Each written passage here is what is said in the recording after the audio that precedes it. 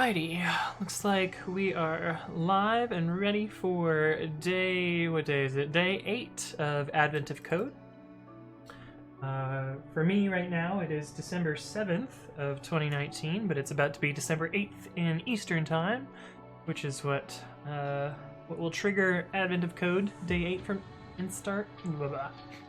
That sentence got away from me. It will trigger Day 8 to start, is what I meant to say. But let's see, if you don't know what Advent of Code is, there are 2 puzzles a day until the 25th of December. Kind of an advent calendar of programming, so to speak. And I've already done days 1 through 7, and those are up on YouTube. And what else? I think that's about it. Let me get set up. Just copy over my templates. 0 to 8.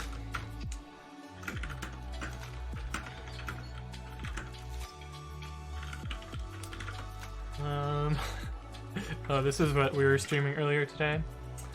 Hey, what's up to Fatma and Xandroid, who says first, but you're the second, so GG. And Aneurysm, how's it going, friend? Dang it! Yeah, you missed. You're so close. You just missed it. Oh yeah, and if you're on YouTube, skip ahead to what minute, like 11? I don't know. But yeah, we're gonna get started with this in a few minutes. I'm just getting set up here. Earlier we streamed and we worked on my text editor, and we got a pretty cool thing. This is the wrong. These tabs are all wrong. 2019 day 8. So let that one we're ready. That was from earlier. We worked on my text editor today, and we implemented, well, it's mostly done. We implemented find and replace. So you can see if I do a search for this string, which will match all of these from imports, and you can even use back references and repeat them or whatever, but it works. You can answer no to the prompt, and you can answer A, and it'll do all of them. My regex is a little bit too greedy, as we can see from here, but whatever, it's close enough, but that works. I do need to fix the undo, because it's supposed to undo one at a time and not all of them at once, but that was what we worked on earlier today in my text editor. But I'm pretty excited about that. Actually, did I... okay, I did give myself a note here. But yeah, that's the plan for that, and I did a little interesting thing last time, and I think I'm going to try that again this time, where I set up this little watcher such that whenever I write the file, it will run the test suite for me. So that might save me some precious seconds, you know?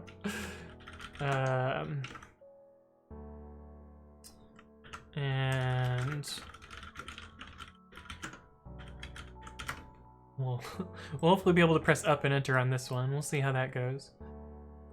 But that's I think the plan for today. We'll try and get points today. I don't know if I'll be able to do it because I haven't gotten points yet, but maybe today will be the day.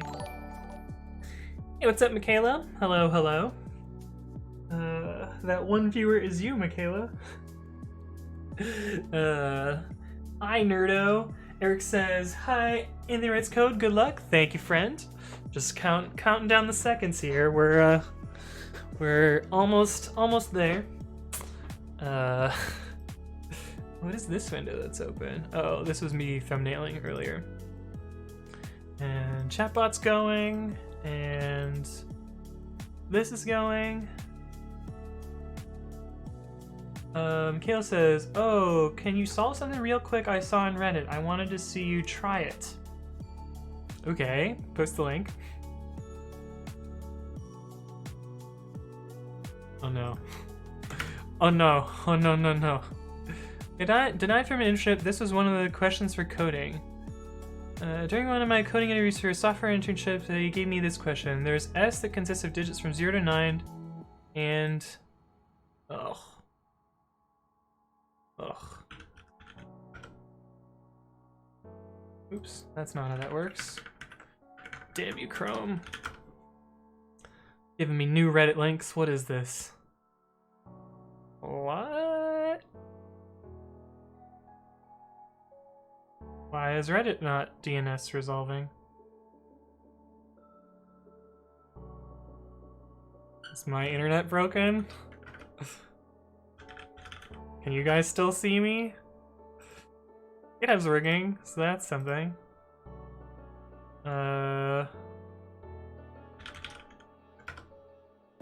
This is loading. Is this not HTTPS somehow? What is going on here? Well, we can do this to get there. There we go. Consists of a digit 0 to 9 and an integer k. Why would they do this? A substring S, L to R, where 0 equals L equals R less than size of S. Is a continuous group of characters with S. The substring is called a perfect substring if all the elements occur exactly k times.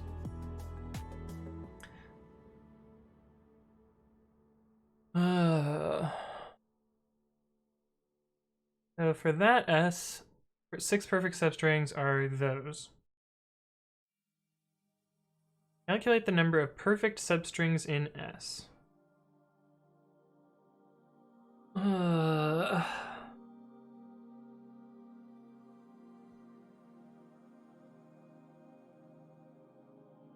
This hurts my head. I put HTTPS // really? I did. I see. Big brain plays right there. I don't think I'm gonna be able to do this in 4 minutes, because I'd have to think about this a lot.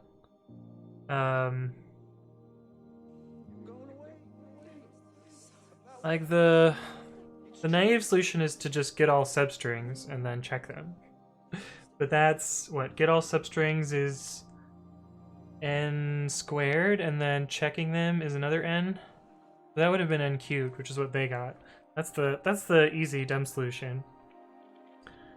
You can prune that a little bit, but I don't know how I would approach that. But I'll look at this one later. I think we're getting close to time here. Some people thought it was like super duper easy, and some thought it was all complicated. But I think like one of these AOC thingies is pretty similar, so I don't know. Yeah, I think that one's tougher than it sounds. Also, I don't quite know what to do with it.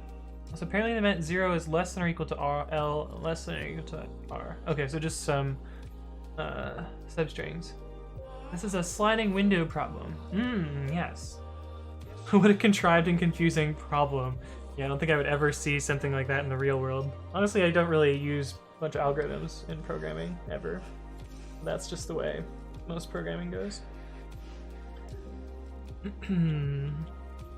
All I understand is leak code now. I've lost any ability to read human social cues or subtlety. I have an altar to Fang in my closet, and I pray to before going to bed. I can't open my windows anymore because sliding window only means one thing to me. I constantly talk about DP and people give me weird looks. I tried to help my cousin with her graph homework. She's 9, and it was some weird bullshit with diagonal lines and a tiled square. Nice. You can't do this in 2 minutes. Your education is worthless. That's a little aggressive. Maybe the test was how soon you'd move on from a problem so convoluted it doesn't need solving. True. The Fatma says, when do you actually use algorithms in code? You got me curious now. Does programmer don't even use algorithms often at work? I think the most complicated algorithm I've used at work is probably you know, probably even linear. Like, I don't think I've actually used anything, or I don't think I've written anything super complicated at work. Maybe I've used binary search once or twice, but like in Python, it's just written for you, so you don't really have to like think so hard about it. We just use libraries that handle all the corner cases and have been proven already. Yeah, exactly. I don't think I've written a clever algorithm from scratch once. I've written some dumb algorithms from scratch, but no. 30 seconds, get ready. Hey, what's up, Ronnie N? Thank you for the subscription. That's greatly appreciated. Oh, why did... This is so... I don't know why the streamer gets emotes when these holiday setups happen, but for whatever reason, I got an emote. Here's my thanks and the emote I got. Haha, hide. Oh, it's like the Homer hide. It's great. All right, here we go. Copy input. Come on, load. Oh boy. Oh boy. It's going to be a fun one. Bunch of 2s and 0s and 1s.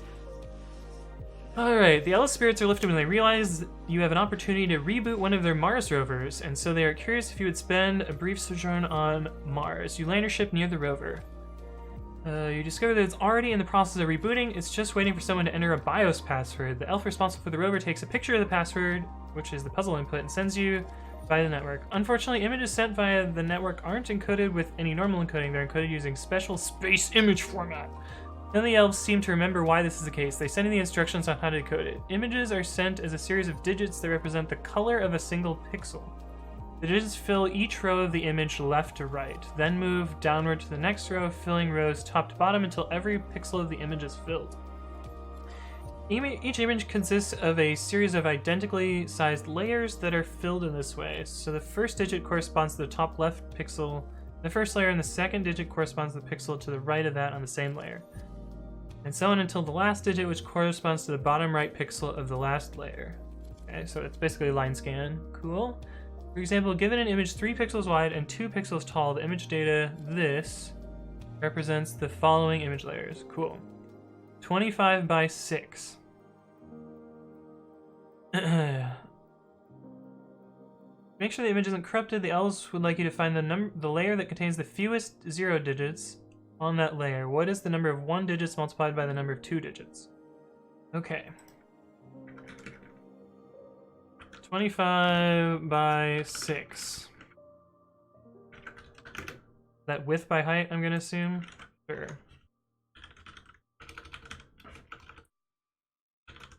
Rows equals this. Rows equals... We can do this in a nice, fun way.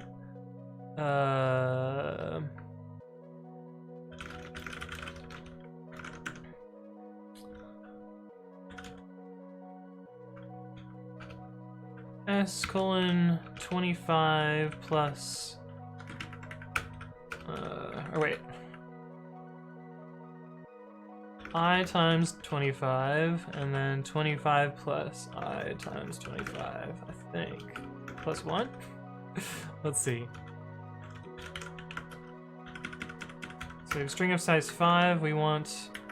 The first string will be colon... let's see. 0 times 2, colon 2 plus 0 times 2. Give us that. I should have done AA, BB, CC. And then the second one... Oh, not I. 1. Okay, so it's not plus 1. Okay, so that should give us our rows, and then for...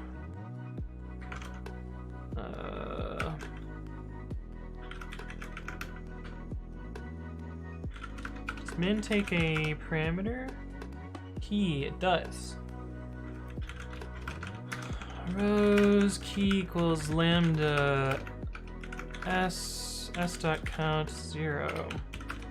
You want the minimum or the maximum zeros? What was it? Fewest. Okay. Return minimum dot count 1 times minimum dot count 2.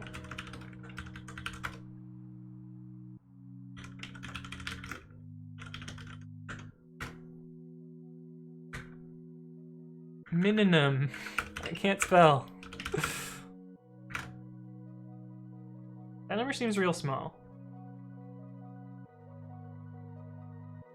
Yeah. Yeah, it does.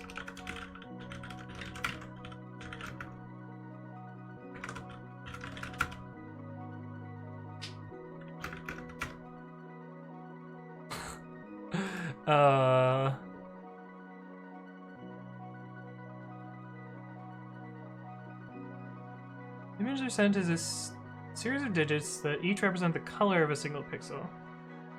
Digits fill each row in the image left to right, then move downwards to the next row, filling rows top to bottom until every pixel of the image is filled.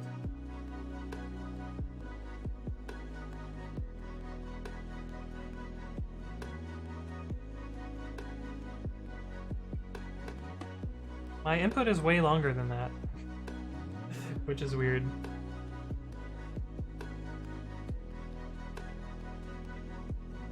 So they use the word row and then they use the word layer.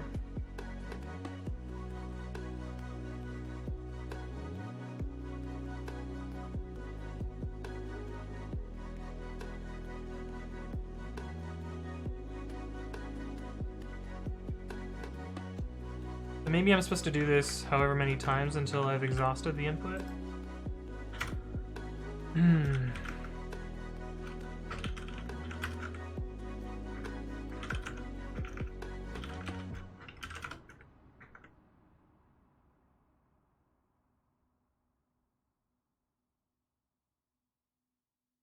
So if there are this many, divided by 150, there are 100 of these layers.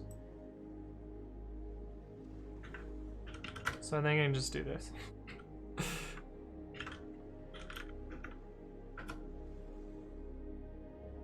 $84, that's a different number. Also not right. Oh, the layer that has the... Okay. Got it. So this should be... We know there's 100 of them.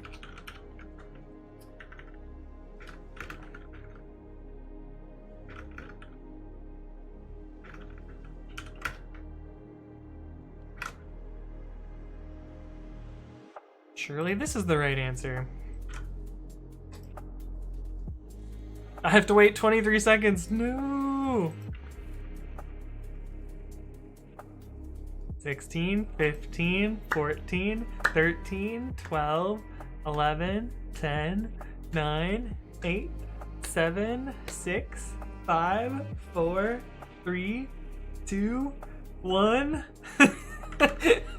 Nice, Eric. Okay.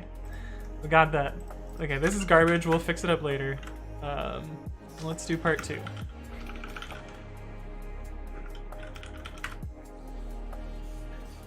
Let's see, now you're ready to decode the image. The image is rendered by stacking the layers and aligning the pixels with the same positions in each layer. The digits indicate the color of the corresponding pixel. 0 is black, 1 is white, 2 is transparent. The layers are rendered with the first layer in front and the last layer in back. So the given position has a transparent pixel in the first position and second layers, a black pixel in the third layer, and a white pixel in the fourth layer. The final image would have a black pixel in that position. So you look down from the first layer until you find a pixel, and then you go through each of them. Okay. What message is produced after decoding your image?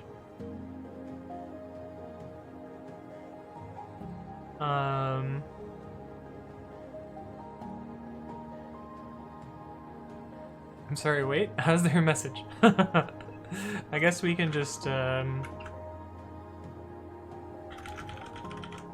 Let's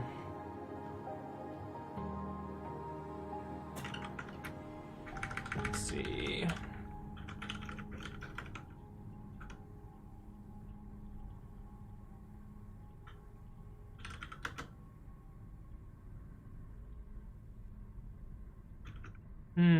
How do I want to do this? I could just print it. For row in rows.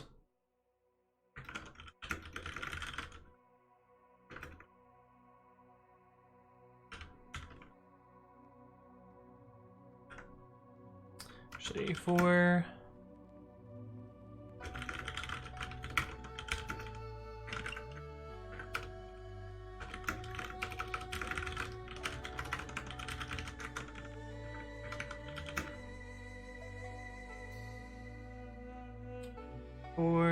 this is not rows, this is layers.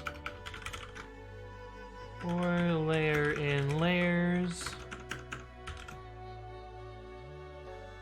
If layer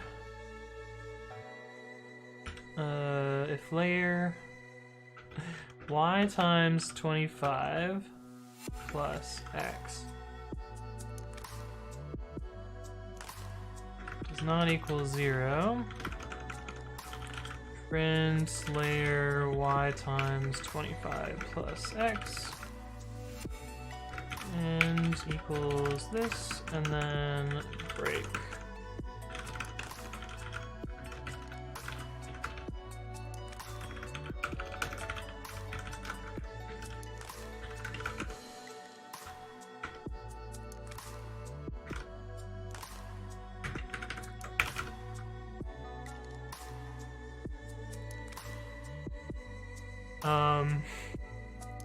That's my output. What is it supposed to be? Then the full image can be found by determining the top visibility in each position. What message is produced after decoding your image?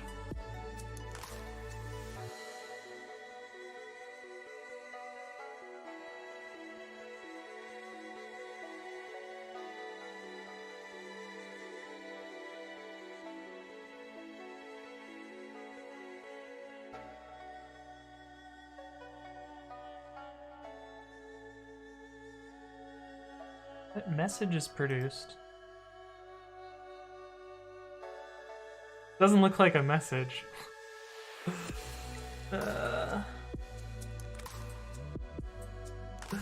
Garbage solutions are par for the course for admin of code. You were so close at first too. 84 is practically the same as 2300, right? We have to draw this. I very much dislike these. I think the drawing ones are fine. That loop looks so deep. Yes, it's pretty deep. Hey, what's up, the sub network? Thank you for the follow. Welcome to the stream. Well, this is my message here. What color was 2? 2 was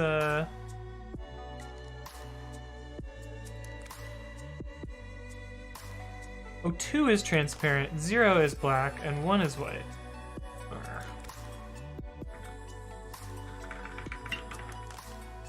Maybe that'll change it.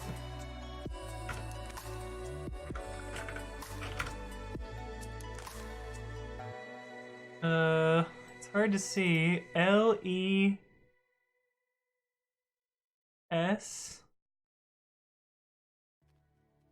Okay. Let me not print the zeros. No! Oh, it's over here.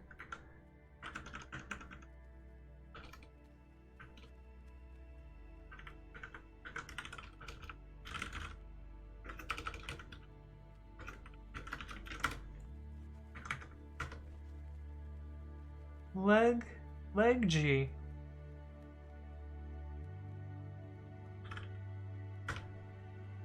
Yay! Still no points today, though. Woot! It shouldn't have any 2 in it. Yeah, I misread. I assumed 0 was transparent. The subnetwork. I feel like I just saw a post from that person on Reddit. Interesting. Drawing ones are just more annoying to test. Yeah, it's true. Tilt your monitor back. Oh, yeah, so I could see it, right? No! Oh yeah, I could have used sed to replace the zeros and ones instead of doing it in code. Eric says congrats, thanks for the puzzle. Rank 182 is still so fast. Yeah, but I didn't get points, man. I still didn't get points. Let's see. How close was I to getting points? 10-20. And I did it in 13, so I was still off by like 3 minutes. But yeah, I improved relative to the part 1 people, I guess. So that's something. Rank 182 is no Blink 182. A right, Michaela? Leg G is my favorite word. It's so obvious. How can you not see that? Idiot Moron says clap. You do know that I like to clap in the intro, so that's the thing. You got points in my heart and 2 gold stars. Oh, thank you, Eric. Nice comeback. Yeah, I did get better. Unlike day 7. Most of them are pretty consistent. Oh, this one I had a pretty good... I was so close to getting points this day. So close. Could have just changed the text background color in the terminal to a full color solution. Oh, that would be cool. Yeah, how can we do that? I should do this in cursors, right? Yeah, that would be some next level shit. Okay, let me clean up the solution and then we'll try this in a different programming language. I wanted to do Lua, but I didn't get to it yesterday, so maybe I can do it today. Grim says, I don't know what it is about these problems, but I have to read them like 4 times before figuring out how it's supposed to work. Yeah, true. Especially this one because I got confused about layers and such. Also, I just like counted and figured out how many photos there's supposed to be. So let's make this a little bit more future-proof first. iPod K says do Lua. I could do PowerShell also. That'd be fun. Let's clean this up a little bit, then we'll commit it, then we'll do the second language. I don't really need tests for this, so that's just dandy. Okay, so 25 by 6, so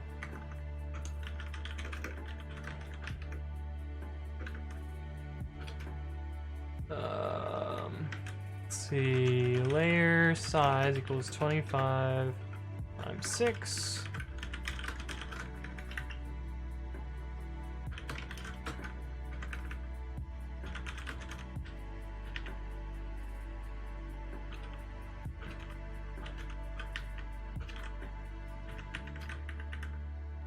Layer size.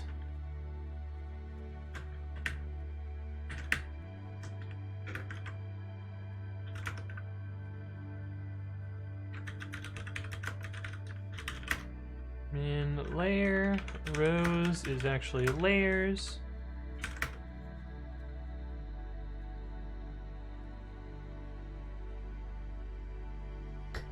Okay.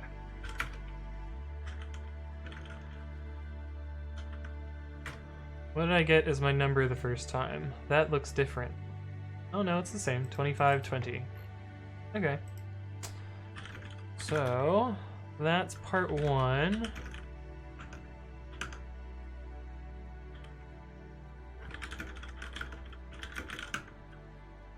Get some timing data for this. 1, 2, 3, 4, 5. Our smallest one. This guy? Sure. Grim says, to be fair, my reading comprehension is crap. Yeah. Batch file, that'd be a fun one too. Awk would be another one. I'm really bad at awk. I know like 2 of the commands.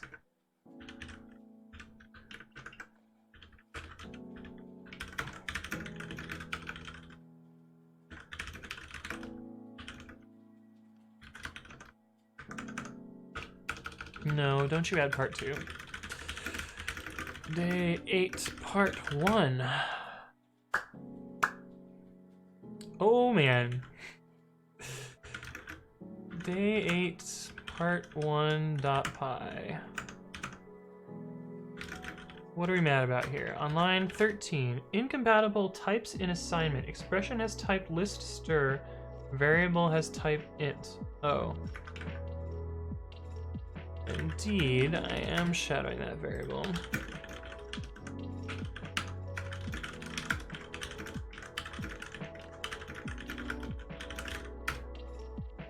Are you happy now, MyPy? You are. 1, 2, 3, 4. Oh wait, it's still. We still need to make it better, right? We need to make it not. So derpy.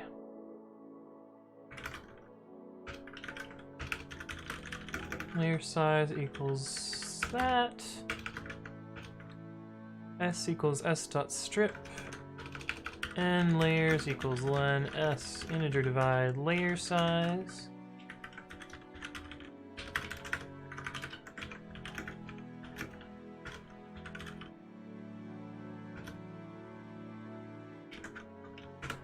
Okay.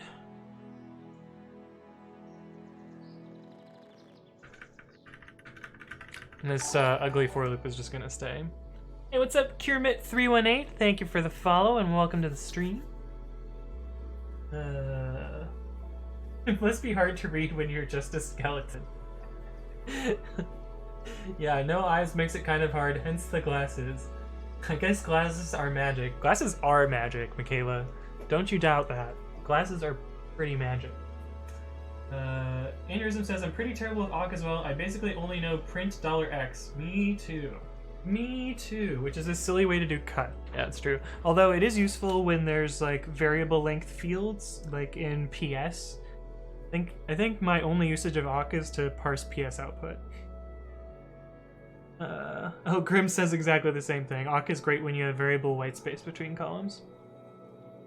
Xandroid says, would you say you're awkward? Maybe a little bit. Anderson says, I did have PJW as one of my interviewers when I interviewed at Google, though, which was cool. I don't know who that is. VF Davis says, I haven't seen a loop so nested since I wrote a Mandelbrot viewer. To be fair, it's only triple nested, and then a if statement. We never actually run this code, which is fine.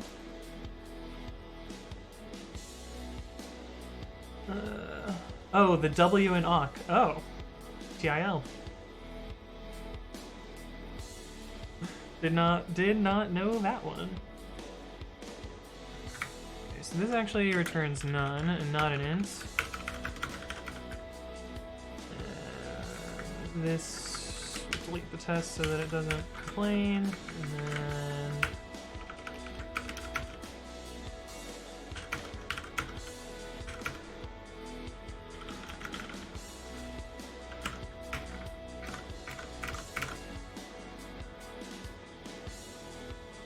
this is our first picture one.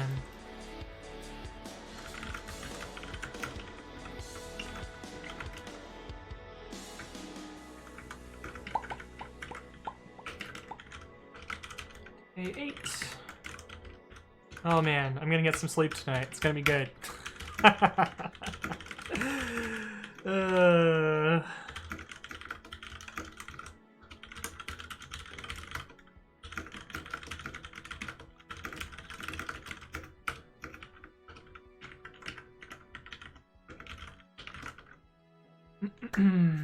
Cool. Okay, so that's Python. We doing Lua? A is for Anthony, right, Mindful Fox? A is for Anthony. And the A is Aho from the Dragon Book. Aho, Aho, Aho! Michaela says, oh yeah, what the frick is PyPy? Is it just magic Python that works faster than Python? Yes. So PyPy is a Python written in Python. Well, written in a subset of Python. A subset called RPython, which is basically just like it kind of reads a little bit like C. I've actually contributed to PyPy, so if you ever run PyPy, you are probably running my code. I fixed the open function, which was busted in a very particularly weird way. But I fixed that. But anyway, it's actually my favorite thing about PyPy is all of the code uses there's a global namespace in PyPy, and the name of the namespace of that global namespace is called space. And so every time I read our Python code, I just think of the robot from Portal 2 that's just like, space! I want to go to space! Gotta go to space! That's just always going through my head. Space! Let's see, I modified the IO module. I don't remember where it is. Is it not in libpypy? Is it in here? Module. That should be _IO. Yeah, see, space. Space! I think it was this one.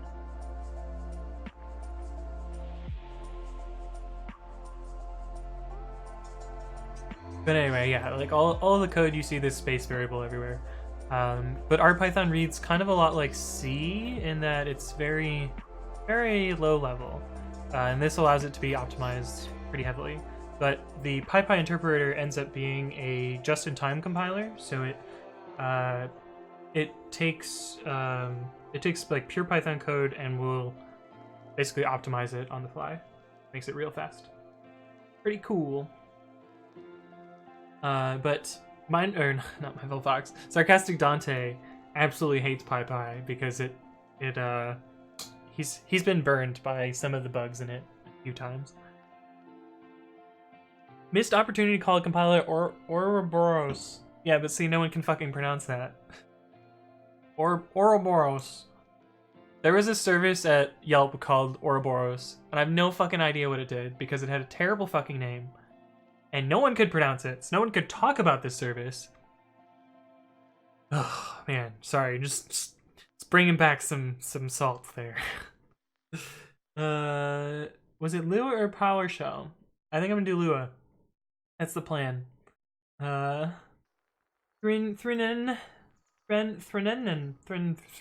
says, space! Space! Right? iPodK says, what do you think of JavaScript? Also, I like the way you test/learn different languages. Yes, we'll see how we go. What about Cython, Jython, IronPython? Can't think of any other Python implementation. So Cython technically isn't another implementation, it's just a language that compiles to C extensions. But Jython is basically dead, thank goodness, because it was always super fucking buggy. But I once had to support a library that supported Jython, and oh my goodness. The bug reports were just like, oh yeah, you can't do this very basic thing in Jython, and oh yeah, this module is just kind of missing, so good luck with that. And so Jython is a mess. I haven't worked with IronPython at all, but that's the .NET implementation. Jython is the Java one. Related technologies to Cython, there's also a thing called Nuitka, which basically takes pure Python code and converts it into a C++ extension, which is pretty cool. What else is there?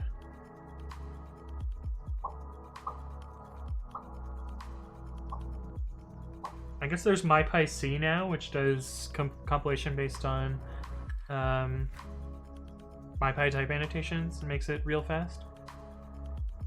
Is there a PyPyPy? There could be. I actually contributed to a project called PyPy.js way back in the day. What PyPy.js is it takes PyPy and then compiles it with mscriptin, which generates asm.js, so you can run an implementation of Python in the browser. So like, you can get really, really large numbers, and it works really fast. But the cool thing about PyPy.js is it's actually double jitted, because V8 in Chrome is a JIT for JavaScript, and then the JavaScript it's running is a JIT for Python, so it's double JITted, which makes it twice as fast, right? The also like crazy thing about PyPy.js is last time I profiled it, this was faster.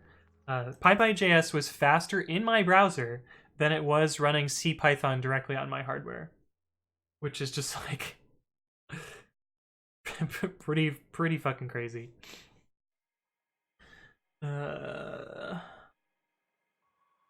Yeah, Newitka.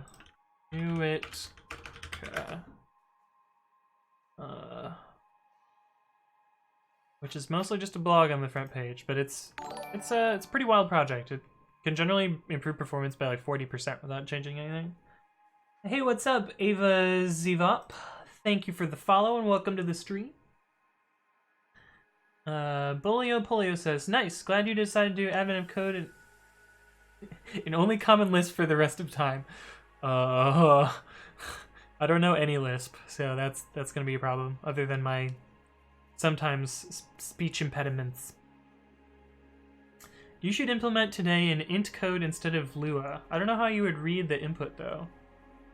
Oh, I guess the input could be a series of numbers? Oh, that would work.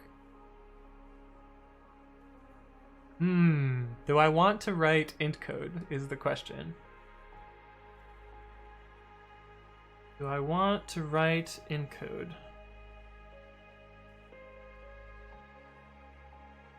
I guess I could do it in a single pass. Like, essentially what the logic would be. Hey, what's up, Apineske? Thank you for the follow and welcome to the stream. What the logic would essentially be is like, have the puzzle input at the end. So you'd have like 0, 1, 2, 0, 1, 2.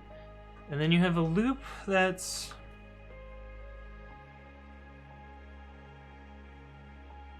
Yeah, we do have multiplication, so that's easy. Yeah, so you essentially have a counter at some position. So like, say this is 0.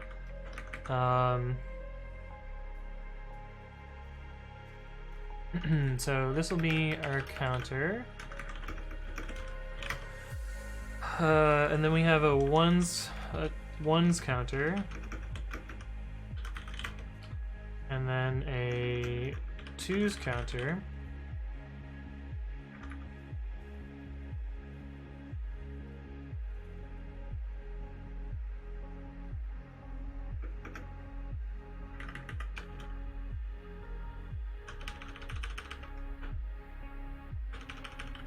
We'll have one number for the minimum zeros, which is just going to be a large number. And then we'll have another number for answer.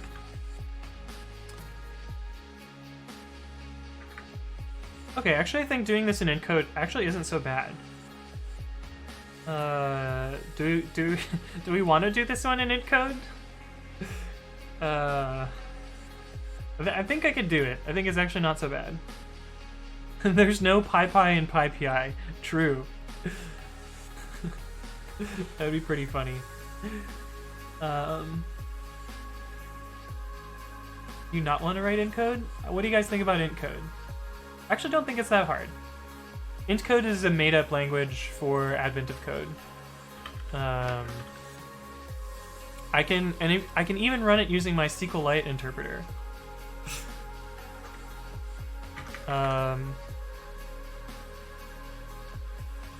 Aren't they all made up? Yeah, but it's made up particularly for this problem. I think I could do it in IntCode. Writing out the IntCode directly is going to be hard, though. Okay, but we essentially want a loop that increments our counter and our position. We can't do any division here, so that's fine. It's mostly just annoying to write rather than hard to solve. Yeah, I agree. And annoying to debug. Oh, it's going to be hell to debug. Especially because we don't have an assembler for it. I could write an assembler for it, and that would be fine. Do we want to write an assembler for it?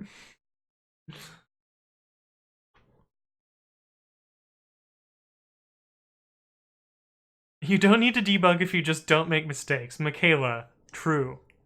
I'm not going to make any mistakes. That's exactly what's going to happen.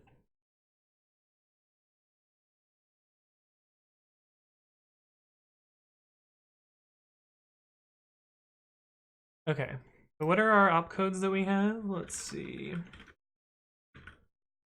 Why is the music stopped?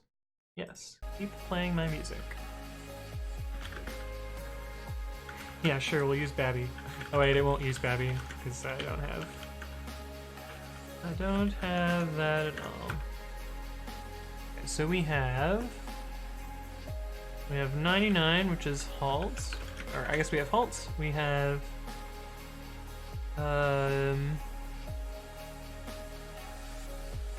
add.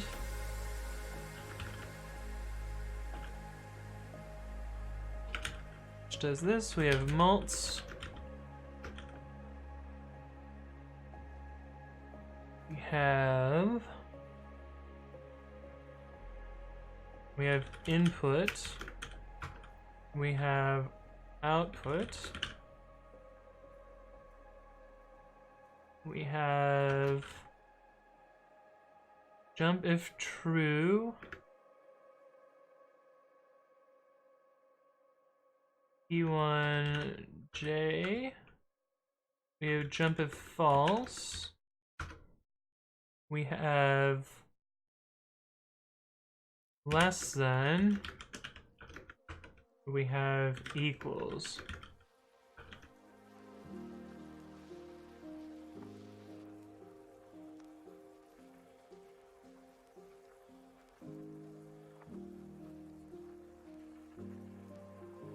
I think we can do this. The Fatma says, point granted. Is this assembly then? Yeah, it's basically assembly.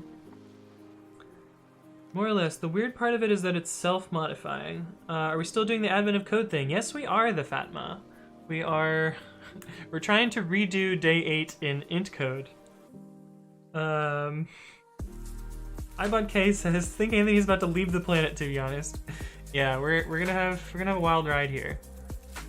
Okay, so the C logic that I want to do here is we want to do this in one path, I think.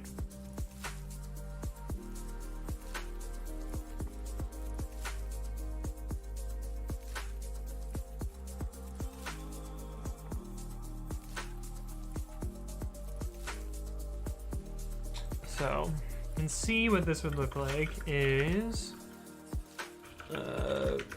program or counter equals 0, and we have a loop, and then the loop would be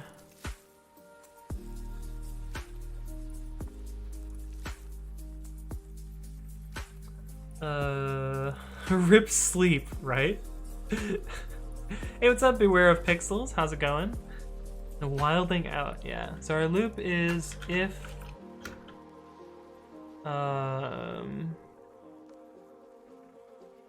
input 0 is equal to 0, then increment counter. Otherwise, if input 0 is equal to 1, increment 1's counter. Otherwise, if input 0 is equal to 2, we increment the 2's counter. And then we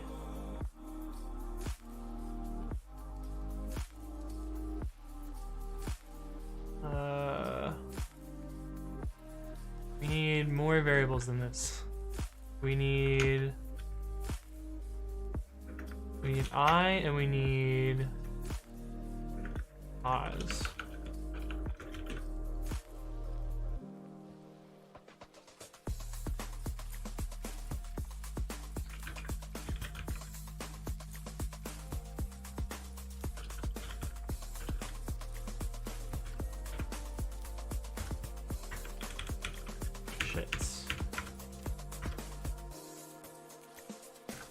Okay, so we check the values and then we increment I and then increment pause, and then if I is equal to 25 times 6, then I equals 0. And we need to check if min zeros is greater than counter, then answer equals 1's counter times 2's counter.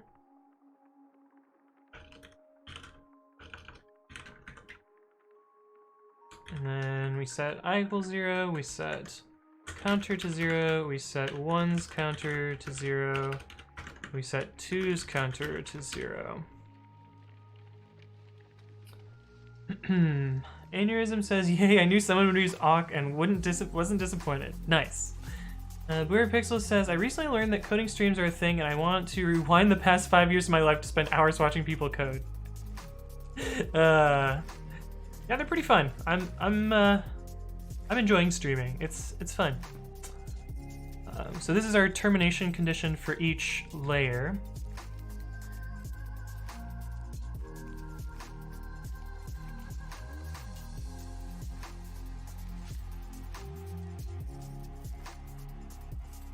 I don't think I'm gonna be able to do part 2 because I don't think I can print a drawing, but we'll do part 1 with IntCode and then we'll do part 2 with some other language. Let's see if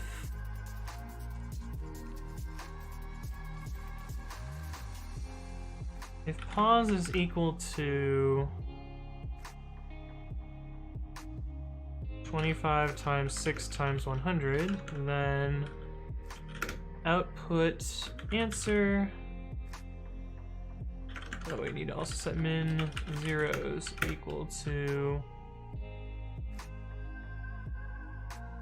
min zeros equal to counter.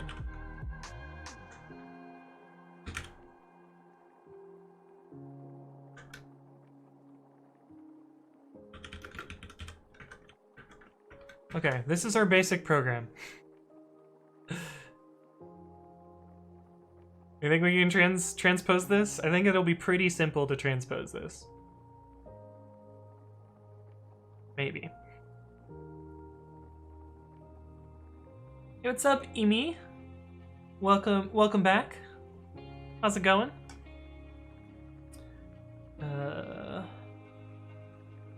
We've got a list of people that stream. Oh, am I on the list of streamers? Better be on the list of streamers. Oh, hey, yeah, I am. Various. Various. Usually Python. That's good. That's good. I made the list. Oh, last revision by Aneurysm. Nice, thanks, friend. I do like your name, Emi. Good one. I can change it to Python if you want. You could probably just do like Python/various, because I am doing them in Python, but I'm also doing them in whatever the fuck I want. Why do I get a 403 forbidden on Emi's profile photo? Oh, mine's also busted. Huh. Probably because CDNs are hard.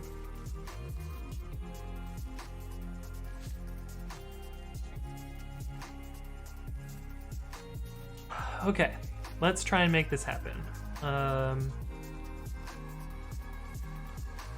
We need to...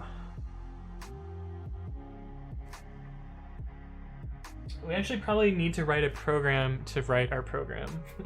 Because we're going to have some amount of code and then all the data is going to be after it. Oh, I guess I could put the data first. And that would make the code easier. And just like immediately jump at the beginning to the code so that all of the data is at a fixed offset. What are you writing in? I'm writing in an IntCode right now. I guess I could, I already did part 1 in Python. Or I already did day 8 in Python. I do all of them in Python first to try and get points, and then I do a different language afterwards. So I'm doing the made-up language of this year's thing, which is this low-level assembly, essentially. CDN, you had one job, right? And BitMonkey says nano, right? Lost in time due to Twitch streams and programming, right? That and 0600 flights and broken sump pumps. True. Okay, let's see what we can do here. Should I'll probably, Alright, let's just start writing this. So we're gonna have some variable at some position, so we don't actually need to set anything here. These will be set in a, it's self-modifying code.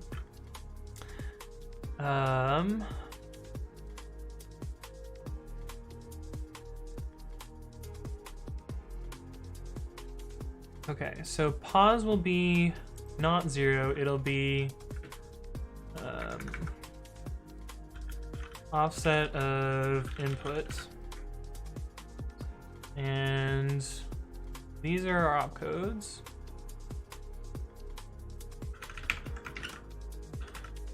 So we start with if it's equal,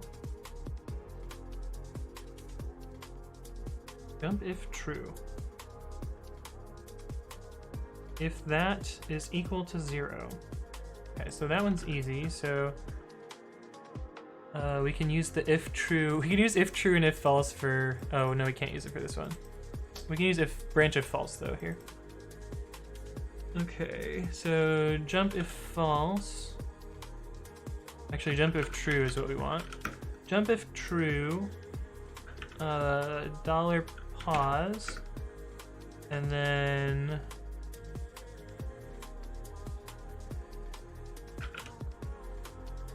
Whatever plus 2, so we need to jump ahead to 2 positions after this. This will be an immediate value, and this will be a lookup value.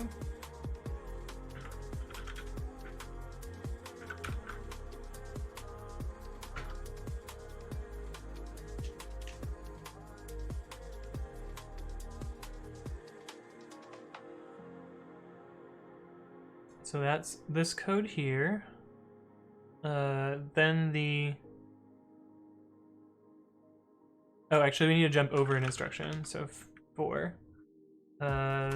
Otherwise we're doing add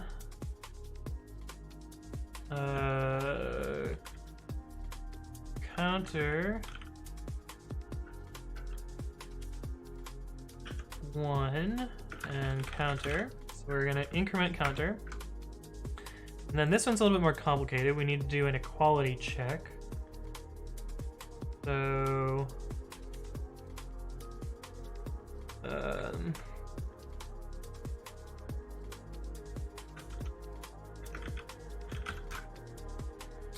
we'll have a state variable for that. And then we want to do eq prog pause 1 and store that into eq check. And then if it's true, we want jump if false. Eq check, and then plus 4. Yeah, add counter 10 or counter 1, counter 1. Actually, rename these to counter 0, and we'll get those offsets later.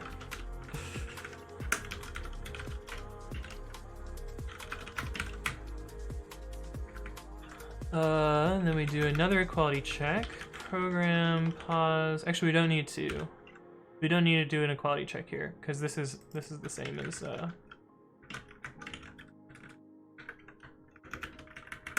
else. We'll just micro-optimize this code a little bit.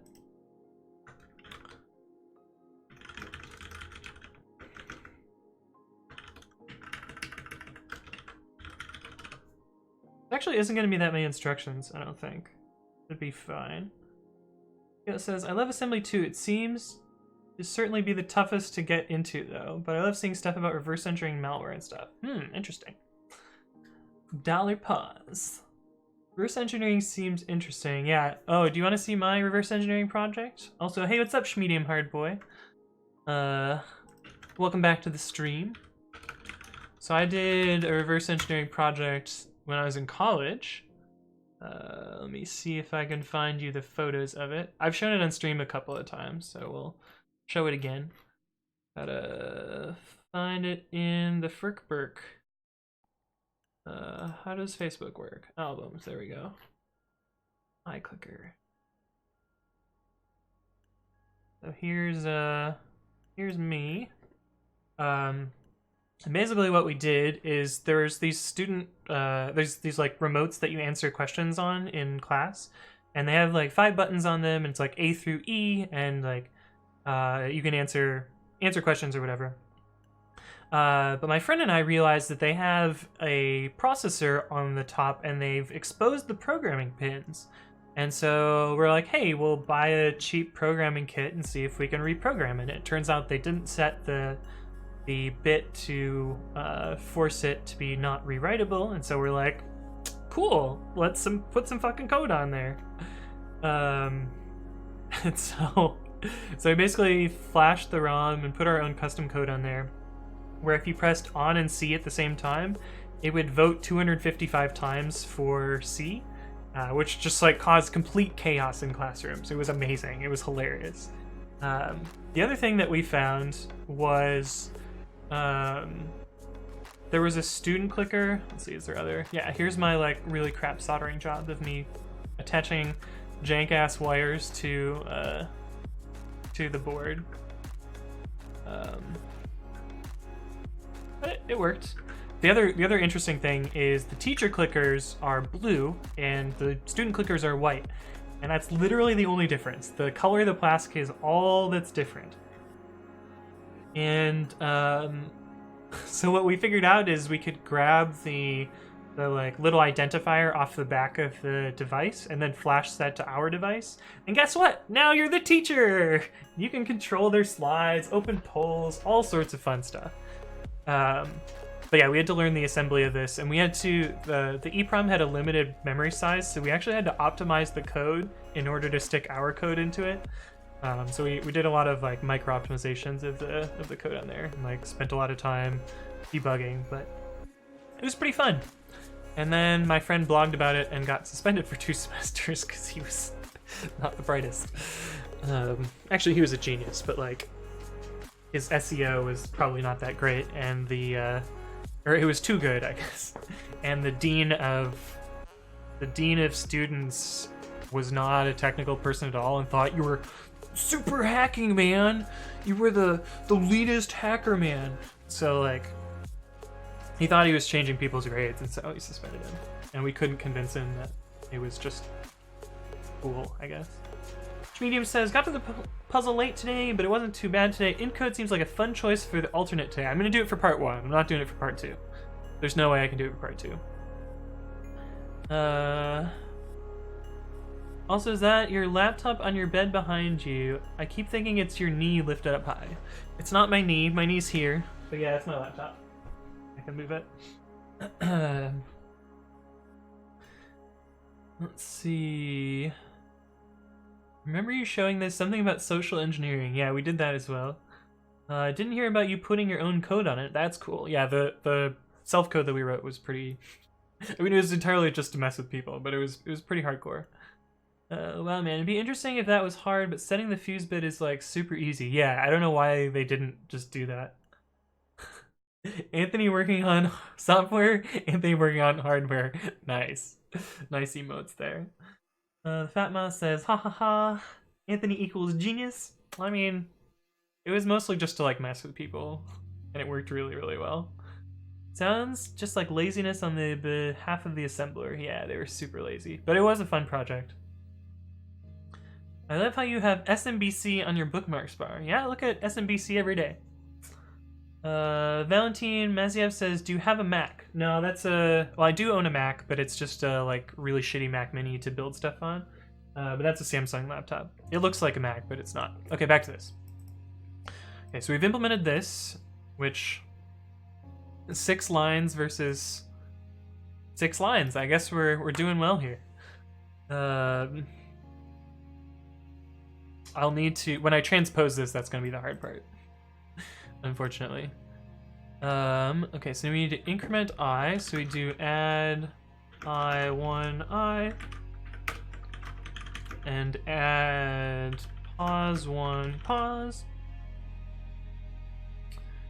And then we need to do an equality check.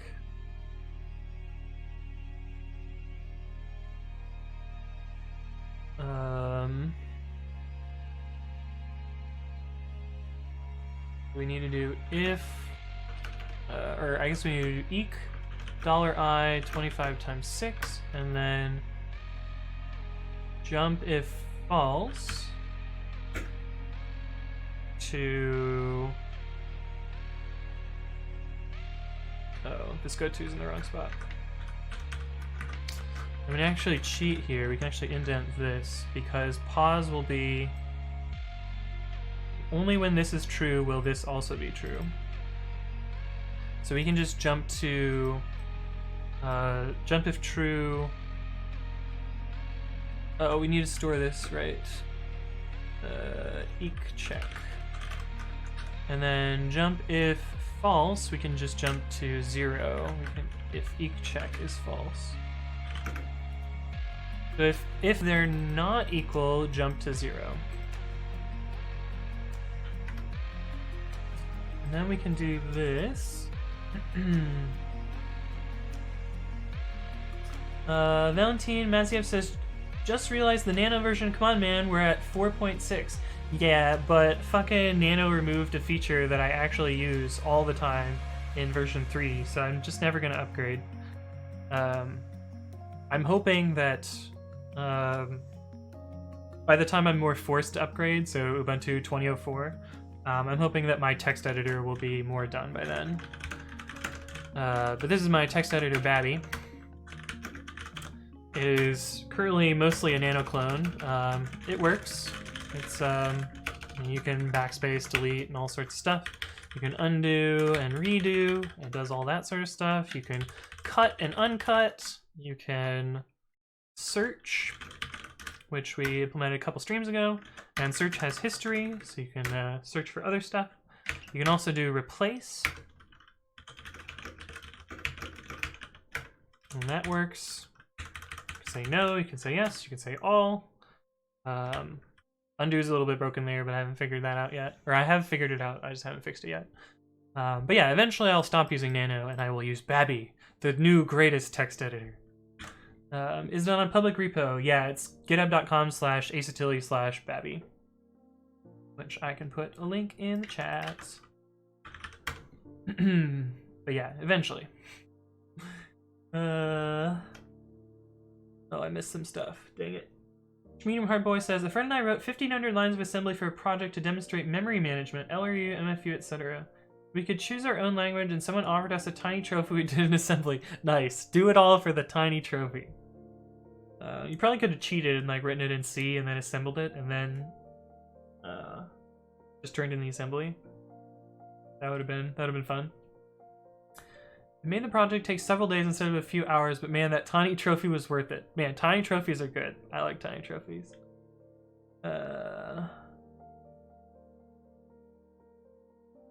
Hey, what's up, Penguinelle? How's it going? Day 8 was super easy. We're doing part 1 in IntCode. That's how easy I thought it was going to be. What feature? Oh, so I'll show you an example. I have go. I do. Okay, cool.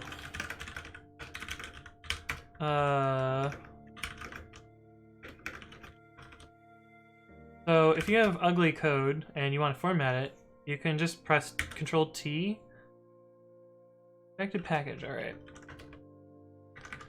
Package main. Right, I know how to write Go. If you have ugly code, you can do Control T and it'll run a code formatter and format it for you. But that's completely gone in Nano 3 because now you can run commands, so you don't need a keyboard shortcut for formatting, because why would you ever want to format your code? You can just run the command and do that instead. It's like, ugh. Gross. But, yeah. Yeah, Michaela, one of the reasons I made Babby was so I don't have to update Nano. It's actually true. Yeah, I'm super salty about that. It's pretty bummerific. In Vim, it's just G equals G. GG. GG equals capital G. Yeah, I don't know, but I'm salty about that. I was actually watching Liz the Grey earlier today, and she uses Nano also, so it's not just me. She also uses that feature too, so she's gonna be real bummed when she upgrades. How long would it take to add that feature in yourself? I could just revert the commit that deleted it. Unfortunately, it merge conflicts now, because Nano has progressed. Like, there's been almost 1,000 commits since they deleted the feature. But implementing it in Babby is gonna be trivial. It's gonna be like, I don't know, 20 lines of code once I get to it. Okay, but yeah, IntCode. Writing this terrible thing. Okay. Check if it's equal, jump to 0, which is the beginning of the program.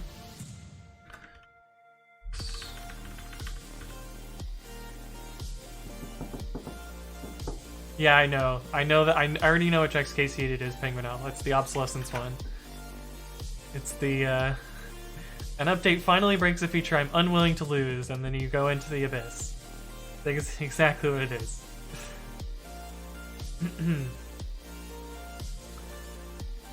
Code's Nano, 10,000 lines of code for formatting. Babby is only 1,200 right now, and I don't expect it to be much larger than that.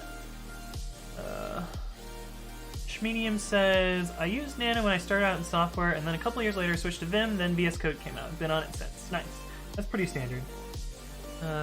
Day 8 was easy peasy, Penguinel. Easy peasy. That's why I'm doing part 1 in IntCode right now. And then I'll probably do part 2 in some other language that is not IntCode, because printing in IntCode is shitty. Okay, here we are though. We have less than, but we don't have equals. So if we can do less than counter min zeros.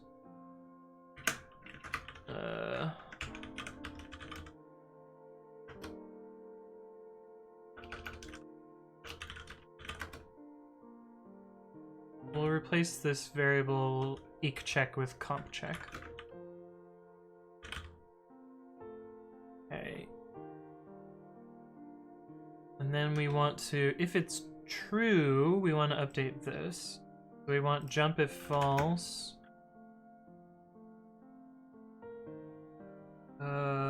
We can do 2 extensions here, or 2 comp check, and then plus 8 from there. And then we can do mult answer counter 1. Oh, answer is the destination. Counter 1, counter 2, answer, and then add min zeros, or add counter 0 to min zeros, and then we can do add 0 0 I, add 0 0 counter, add 0 0 counter 1, add 0 0 counter 2. That's just zeroing all of these here. And then we can do this. Eq pause 25 times 6 times 100.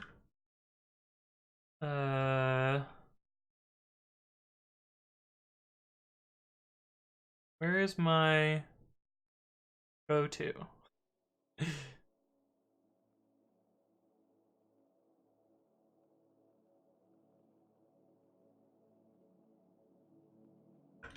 I guess we can do jump if false. If it's equal, we're done. Jump if false to...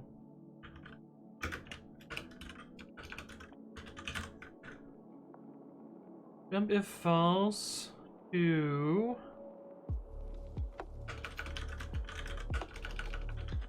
0, and then we can do output, answer, and then halt. Okay. And then data after that. So I think that's actually not so bad. We can make this happen. Can I plug your Twitch on the unofficial Advent of Code Discord? By all means, Penguinel. I'm happy for you to plug my Twitch for me. No, it's 1.2k. It's 1,200, the Fatma. It's not 12,000. That'd be wild. It's in one file also. If I had 12,000 lines in one file, I think I would lose my damn mind. Or people would really yell at me more so than they already are. Imi says, I'm like saying make a custom build / branch of modern Nano with the shortcut option and then just running permanently off of it. Yeah, it's possible. I already do that for the terminal, in fact.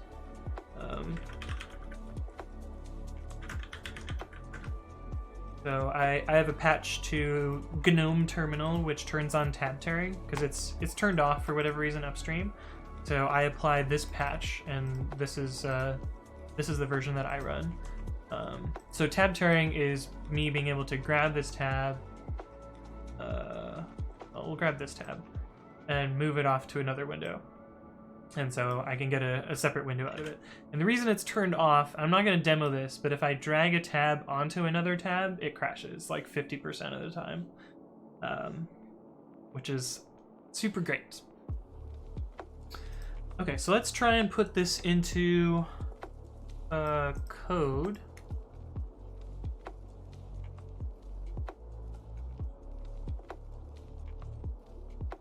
Don't save and demo. Yeah, we're not doing that.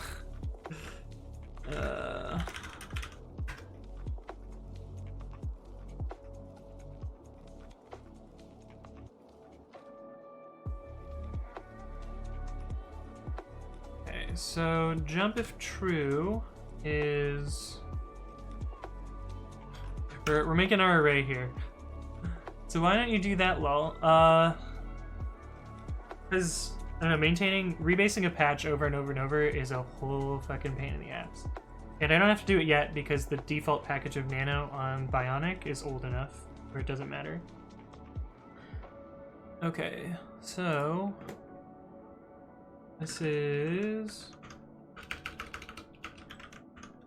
99, this is 1, this is 2, this is 3, this is 4, this is 5, this is 6, 7,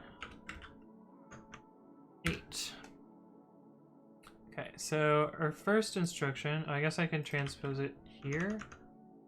Actually, let's just copy this over here so that I don't have to flip back and forth.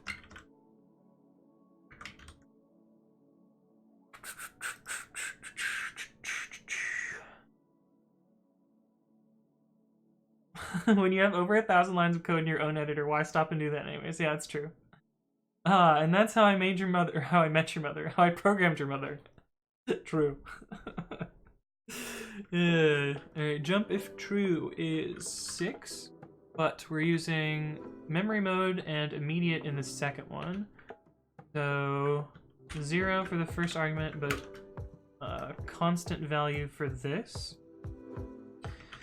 And pause, so we'll have to fill that in later. And +4, so I think it's actually just 4. Actually, yeah. No, 4 + 3. So it should be 7. And we have add, which is 1, but we have a variable in the first slot and a constant in the second slot.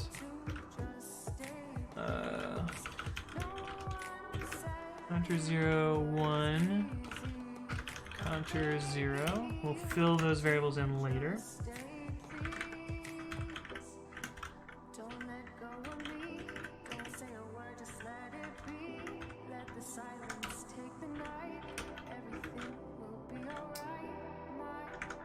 Okay, the next instruction is an eek. Eek is 8.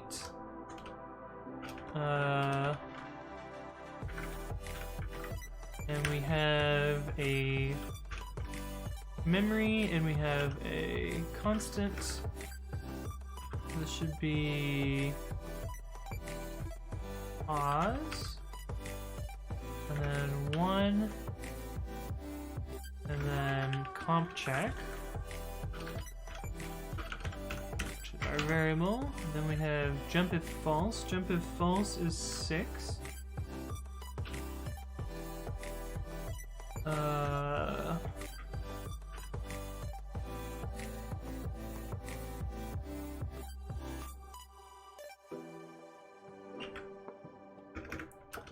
Jump if false, comp check, and then whatever position this is plus 4.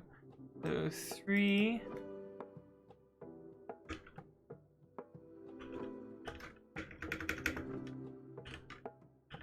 And this is 4 to 8. Oh, wait, no, this is 0 to 2. 3 to 7. Yeah. 0, 1, 2. 3, 4, 5, 6. 3, 4, 5, 6. Okay. And then this will be 7, 8, 9, 10.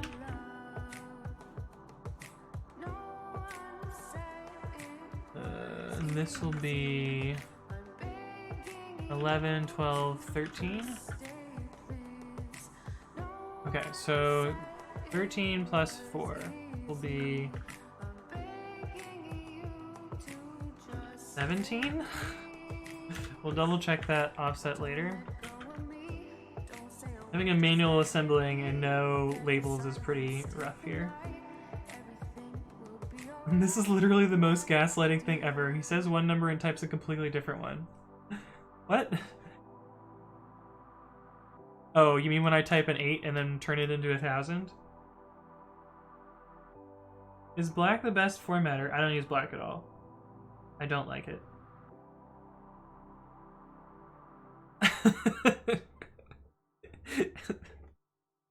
Yeah, my mental math of adding 4 to 13 is pretty rough.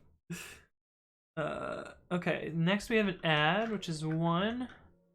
But it's 1001, and we have counter 1, 1. Counter 1. This is just increment to that. This is 14, 15, 16, 17.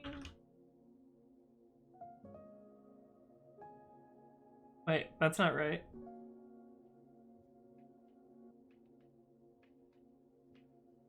Fuck. Why is this so annoying? Wait, how are you accepting input? I'm just gonna put the data at the very bottom. Hard-coded block of data at the end. What do I use? I use a combination of different formatters. I guess I can show you an advent of code.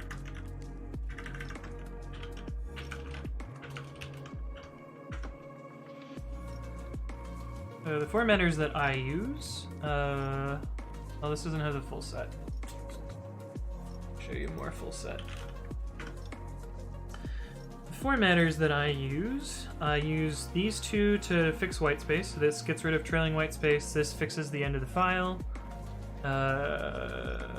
This is a code formatter. It sorts my requirements.txt. Hey, what's up, Archiatus? Thank you for the follow and welcome to the stream. I use this, which converts double quotes to single quotes, which is the exact opposite of black. I use AutoPep8 to do most of the formatting, although I turn off reflowing and a couple of the other settings that it does, because I think a human is much better at that. I use PyUpgrade, which does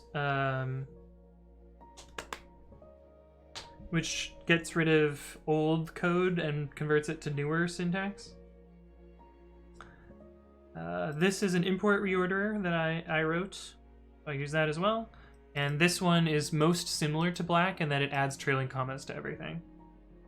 And those are the formatters I use. And they're all packaged up together in Precommit. Precommit is a framework for linters and code formatters. Hey, Penguin Owl has gifted a sub to Aneurysm. Thank you both, Penguin Owl and Aneurysm. Penguin Owl says, 1 sec, I need to raise Aneur's name. Oh, I see, because everyone in the chat was a sub, so you needed them all to line up. I see what's going on, Penguin Owl.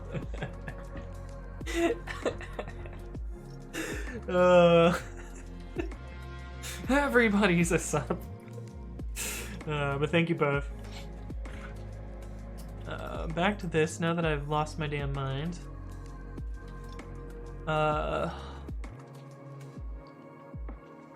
Dude, this really sucks.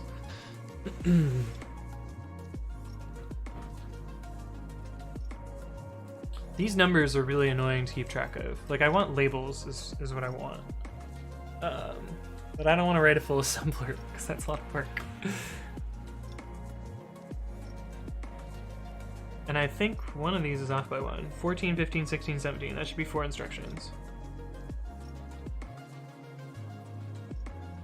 0, 1, 2, 3, 4, 5, 6, 7, 8, 9, 10, 11, 12, 13, 14, 15, 16, 17. This should be 18.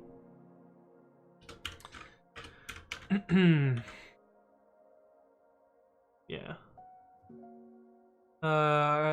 Is that Precommit repository only for Python formatters? No, it supports a bunch of different programming languages.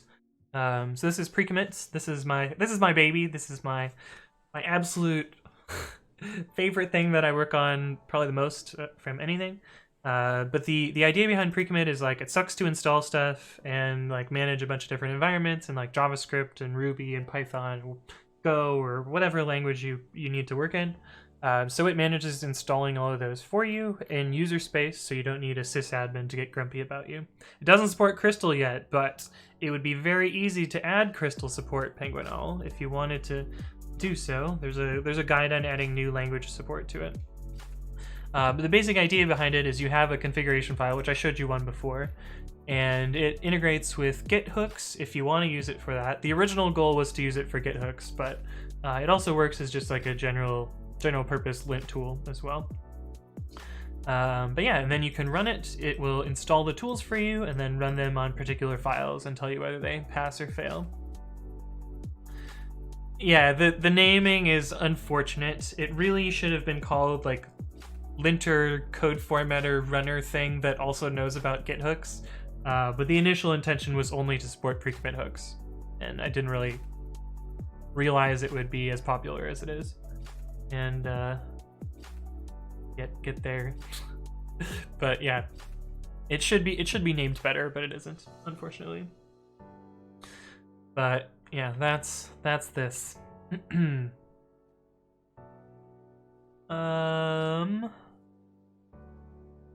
The Schmedium says thanks for the emote. Yeah, nice Pythonk. When you gift but still only have one arm, right, Penguin Owl? I want Bongo Cat. Yeah, the Bongo Cat one's good. Michaela says, I'm dumb. How the frick do I find your AOC stuff on GitHub? It's not under repositories. Oh, I have different GitHub username for or different GitHub organization for my Twitch stuff. And so that one's github.com/AnthonyWritesCode instead of Asatilli. So here's how you can find that. And it's, if you do bang GitHub, it shows you both of them. The Biggest Loser says, are you science or more religious? What's that supposed to mean? You know if there's a formatter / linter that reformats code to use ternary if-else if possible? Not that I know of. That's called work-life balance. Right? Are you science? Are we human or are we dancer?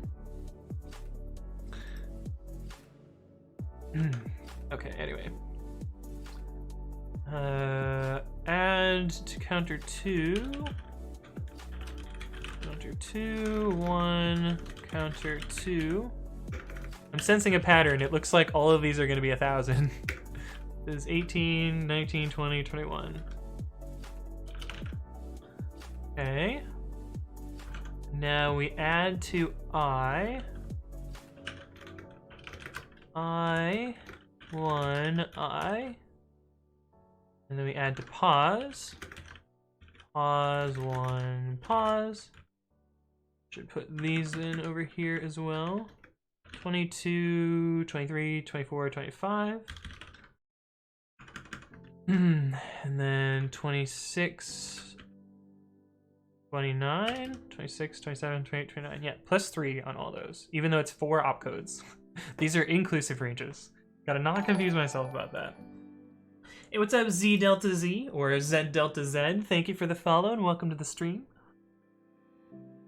And the fat mod, Anthony only understands zeros and ones. Archietis says, what do you use for debugging Python? I usually just use vanilla PDB. It works well enough for me. I realize it's not super featured, but I'm really good at using it, so it works out pretty well. That's actually how I found about Advent of Code. You're one of the 2 people I follow on GitHub at the moment, and I saw the repo open up. Nice! Glad I could show you the way. No, that sounds fucking dumb. Why did I say that? Alright, so now we have an equality check. Eq is 8. But it's in immediate mode for one of them and not for the other one, so 1008. I, and then 25 times 6 into comp check. This is 30 to 33. And then we have jump if false, which is 6. And we have variable and then constant, so 1006.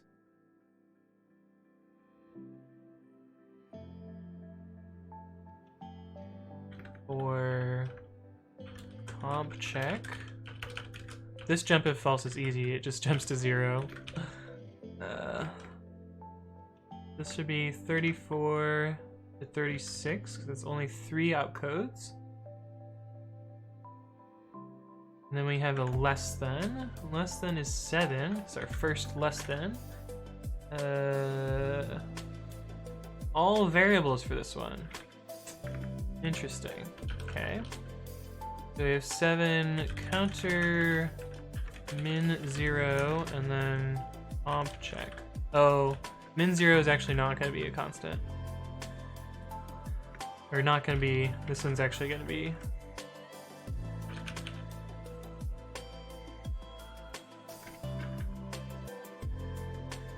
Wait, what was min 0? Oh wait, no, it is variable. Okay, no, I'm wrong. Oh, now I gotta indent all these, dang it.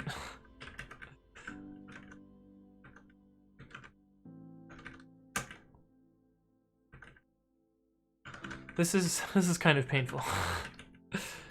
But once we get this written out, it should be easy to substitute the variables and start running it and seeing the output. That should hopefully work fine. Michaela says, I don't even remember how I found this stream. Wait, I guess I just randomly clicked on coders. Gotta make it pretty, right? Yeah. So this should be 37 to 40. 4 opcodes. This is not... We determined this one's not an immediate. Okay, almost had a bug there. Can't have bugs. No bugs. Jump if false is 6. And it's going to be a variable and then an immediate at 1006. Oh, it's kind of annoying that this one doesn't line up with the other ones, but what are you going to do? Comp check and then plus 8. So when we did plus 4 up here, it was 13 plus 5, so plus 4 plus 1. This will be 41, 42, 43 plus 9? I think. 41 to 43. Mults, that's 2. And these are just variable. These are all variables. Counter 1, counter 2, and answer. 44 to 47. We'll check if this 52 lines up properly. I'm pretty sure it will. Then we do add, which is 1. Counter 0, min zeros. This should be counter underscore 0.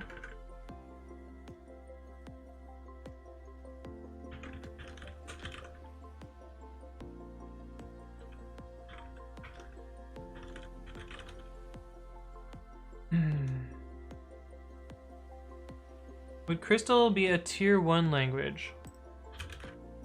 Let me remember what that means. I think it would probably start as a tier 3 language, if I remember correctly, or tier 2.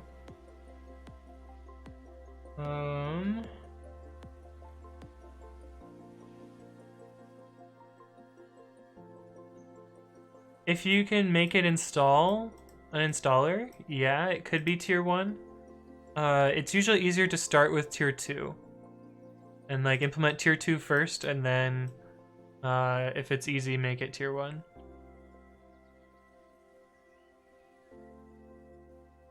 It runs from a binary. Yeah, well, if you can if you can download that binary, then it's easy. The tiering here is mostly like how much does the user have to have installed on their computer. You just download the tarball and unzip. Oh, then that's pretty easy then. So yeah, then you can do tier 1.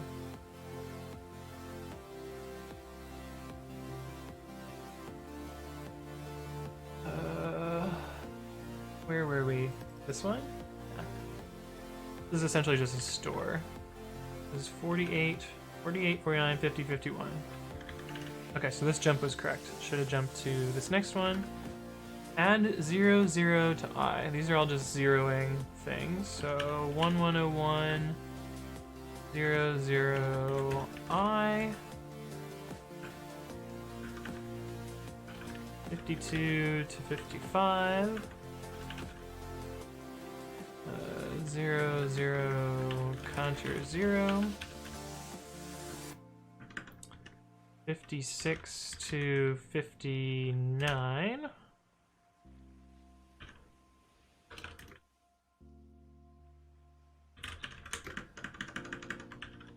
This should be 60 to 63.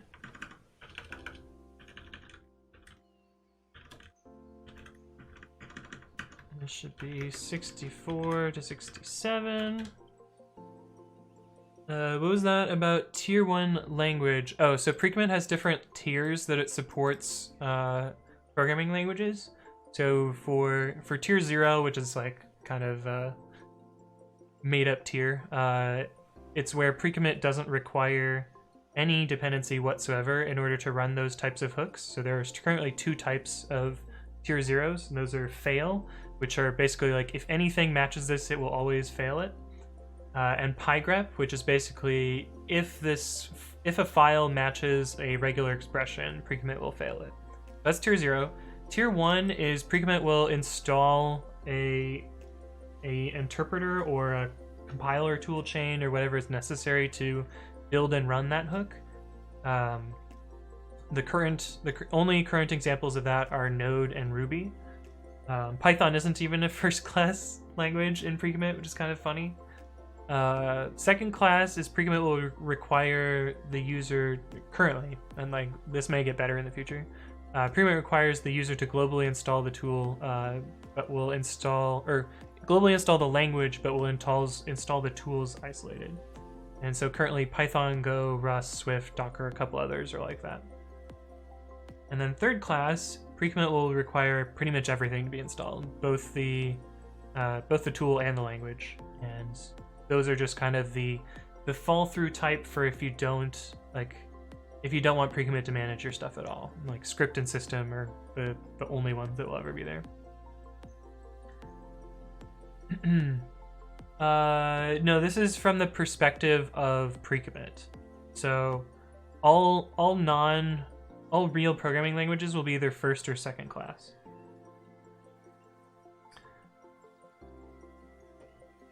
But what's the tier 1 Pokemon doubles comp, right? So like if you need Crystal Lang to build crystals, something either like you can either require the user to have Crystal available and that would make it second class, or you can have pre-commit install Crystal and that would be first class.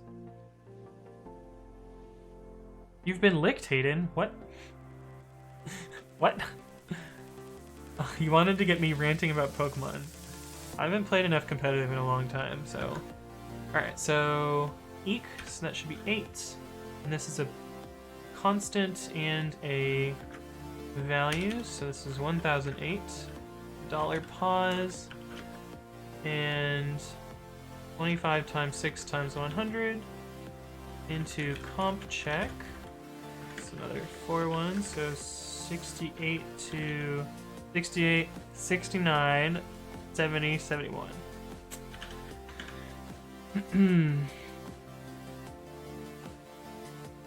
Yeah, hooks are built. Yes, they're installed. So like for instance,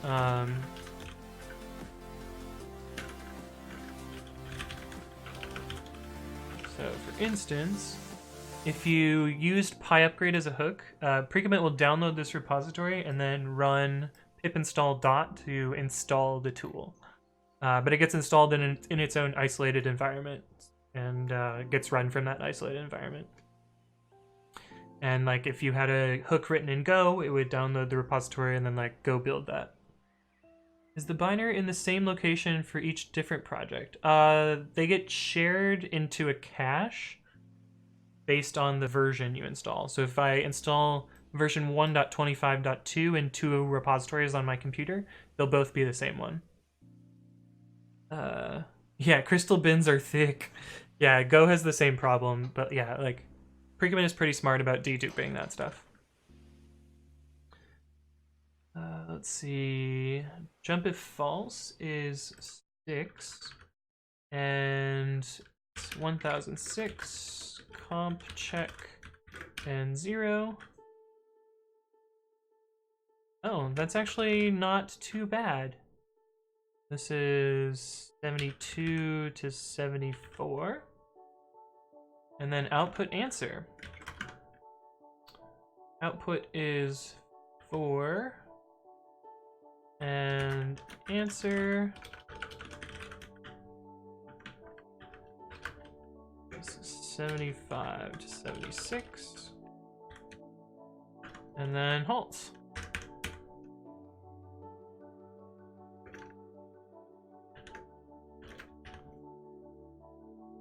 Okay. That's the actual program part, and then below that we'll have data.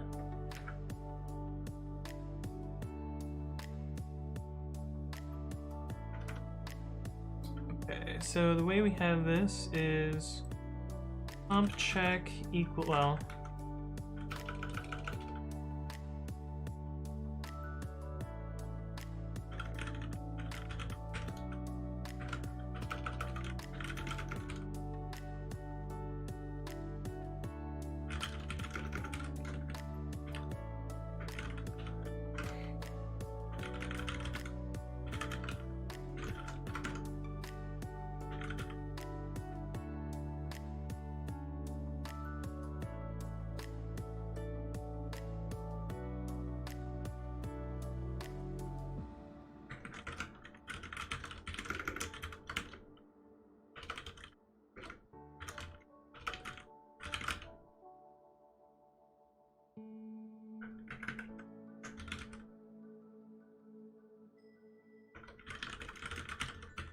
add variable comp check 0, add variable I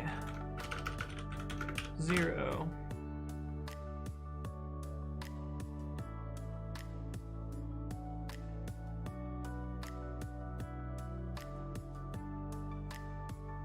We'll have to do pause later. Add variable min zeros.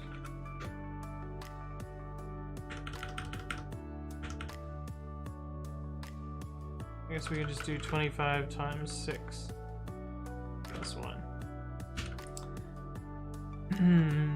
And then add variable answer 0.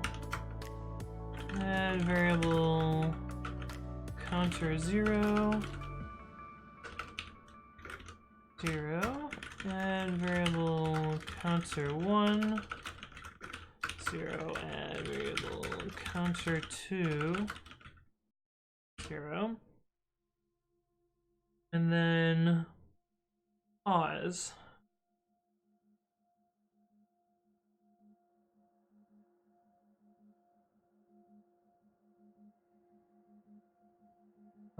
Crystal programs have a shard.yaml that takes care of building and such. It also has the version of Crystal in it. How do I pass along the different versions from the hooks that are being downloaded?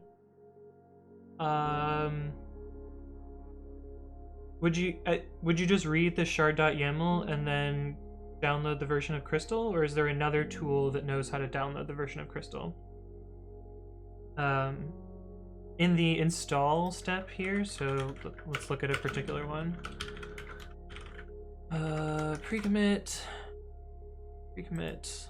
languages, the Rust one probably does something like this. So in the install environment function, you'll have access to the code. It sits under this prefix. This is a directory essentially. And you can read out of, for instance, this one, where is it? Oh, add dependencies. Yeah, this one reads the cargo.toml and like gets a value out of it. And so you could do that to figure out what version of Crystal you need and then download the version of Crystal. So that's how you can do that. Okay, so we have all these variables. We need to add one for pause.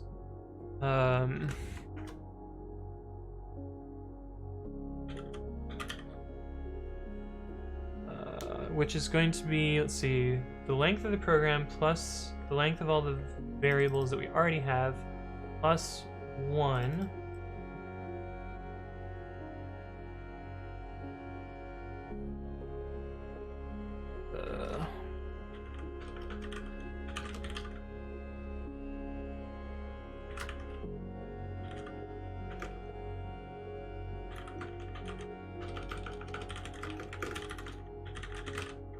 And this value needs to be its position plus 1.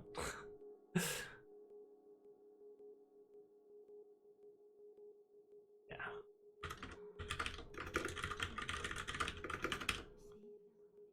Okay, and then we do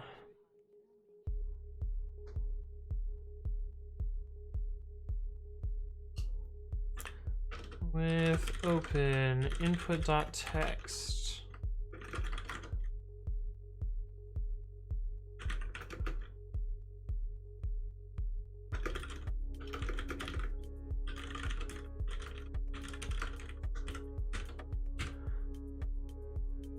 Load the data, and then final program is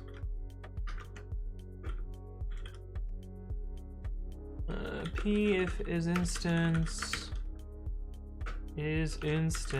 p int else variable pause p or p in prog plus variables plus data.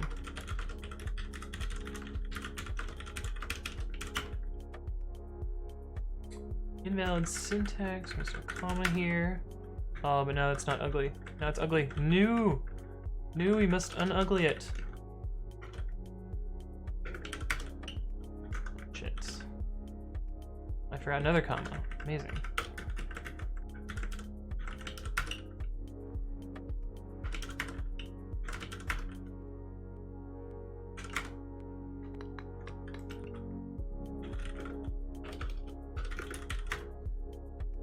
Min 0 is undefined.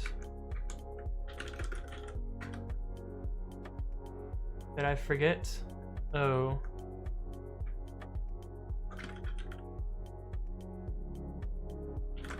Yeah, we'll just call it min 0 then.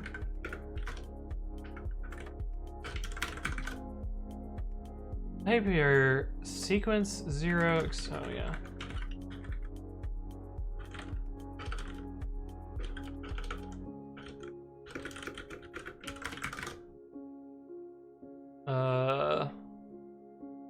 That didn't work. Oh, it's not split by commas. It's literally just split by a space. That work?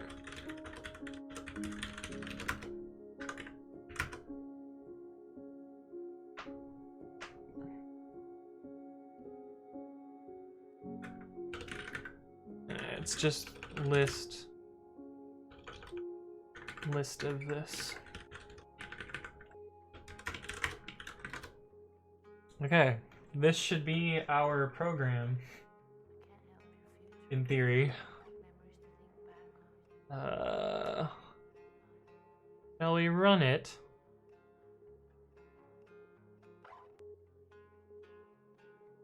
Beautiful code. Yeah, no, this code's pretty ugly, Ink Faith Love. Penguin L says, then how are the versions cached if the language definition takes care of it? The whole repositories are cached, I think. I think that's what the answer is to that. What are we doing with IntCode? We're implementing day 8 part 1 with IntCode. Or at least attempting to. I think day 5 is the last time we had just like a vanilla interpreter. This is our IntCode.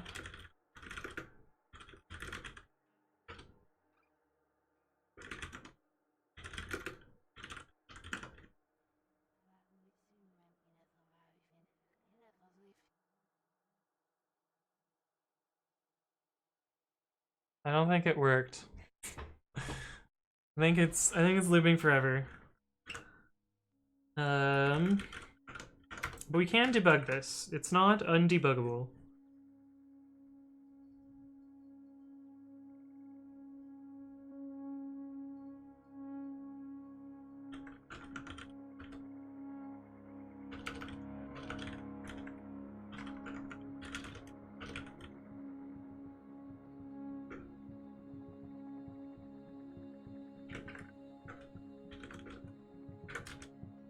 PC, we have instruction.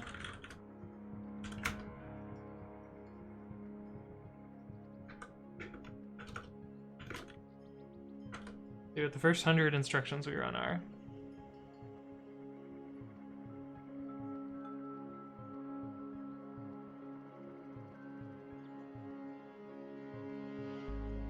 Oh, I'm gonna regret this, aren't I? Oh, it worked, thank goodness.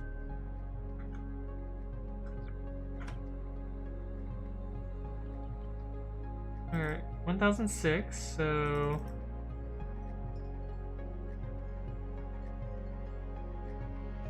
should put the opcodes there too.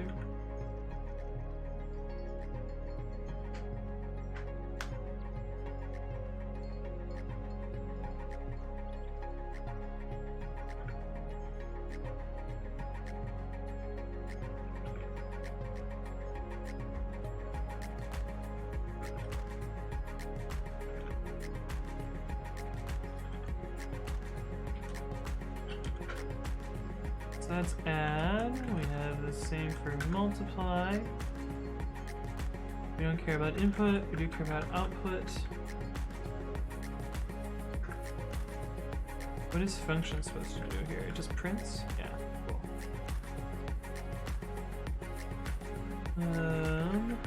We just have this. 5, we have 2 parameters.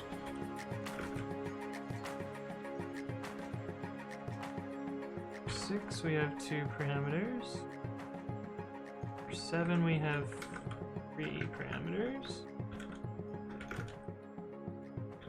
And for 8, we have 3 parameters. So that should give us better debugging.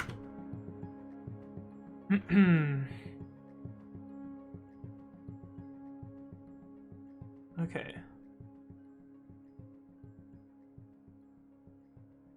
Program counter 0. 1006 compared with 85. What is 85?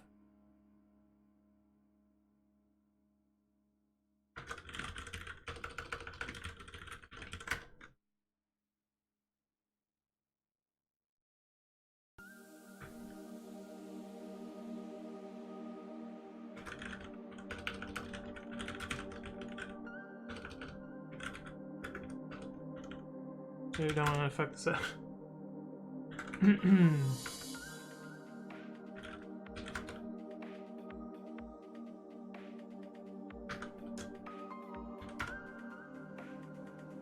We use this 85 a lot. 85 should point at 86. Final prog 85 is 86. Okay. The first instruction that we did is this, and then we jump to 3. So the first one is a 2. We should not have jumped to 3. What was our first instruction here? Jump if true. Plus 4. So it was false. Wait, no, it should have been true. What?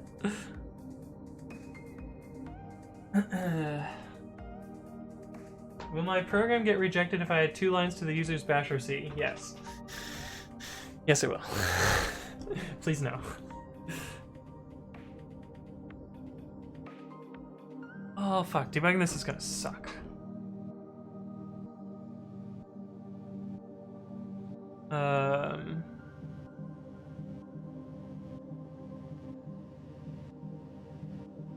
There should be a variable of 85. Oh, this should have been 86. Should it have been 86? 85 is a pointer.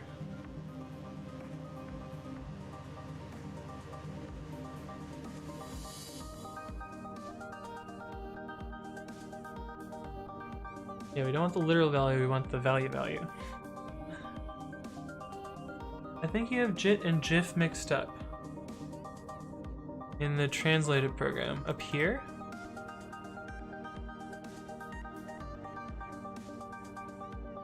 Where's my notes?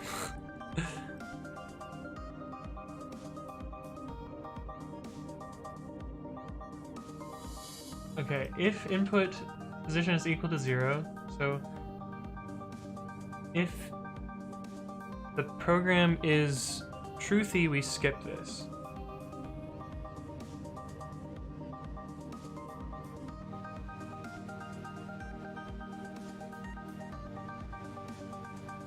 Oh, the opcode is wrong. Oh.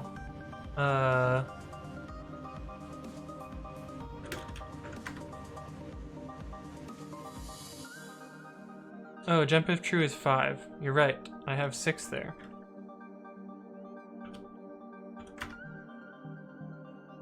Should I check all the other ones now? Add is 1. Eq is 8. GIF is 6. Add 1, 1, 1, 1. Eq is 8. Jump if false is 6. Less than is 7. GIF is 6. Mult is 2. Add is 1. Those are all adds. Eq 8. GIF is 6. Oh, so I only fucked up that one. Okay.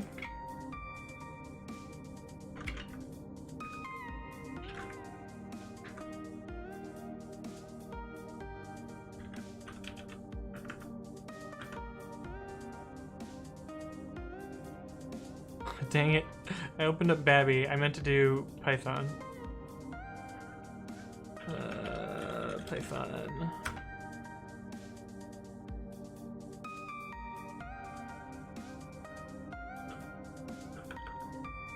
What am I doing? Yeah, there we go.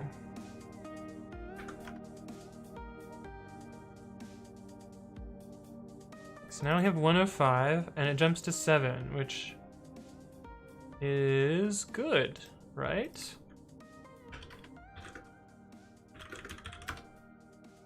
Jumps to here. Okay, let's just run this without running the head. Doing a lot of churning. I don't think it's correct though yet. I think it's still infinite looping. Okay, let's head.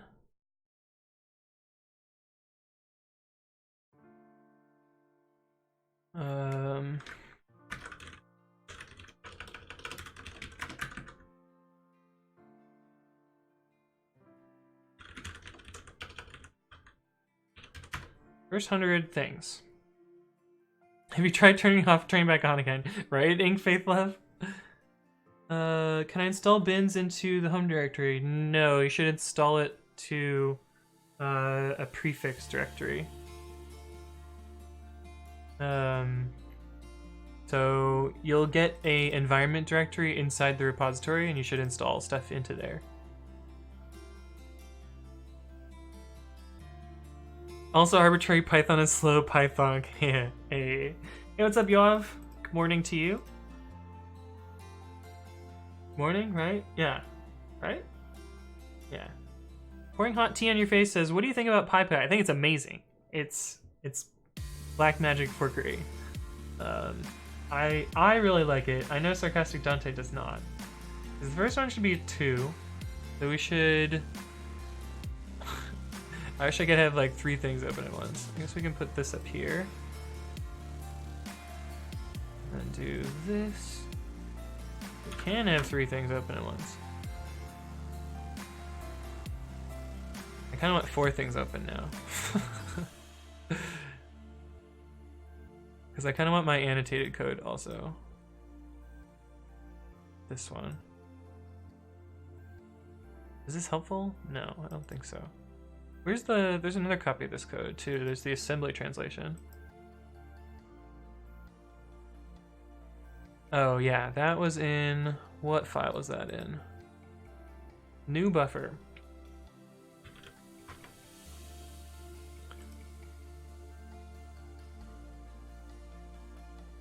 Shrink this guy down.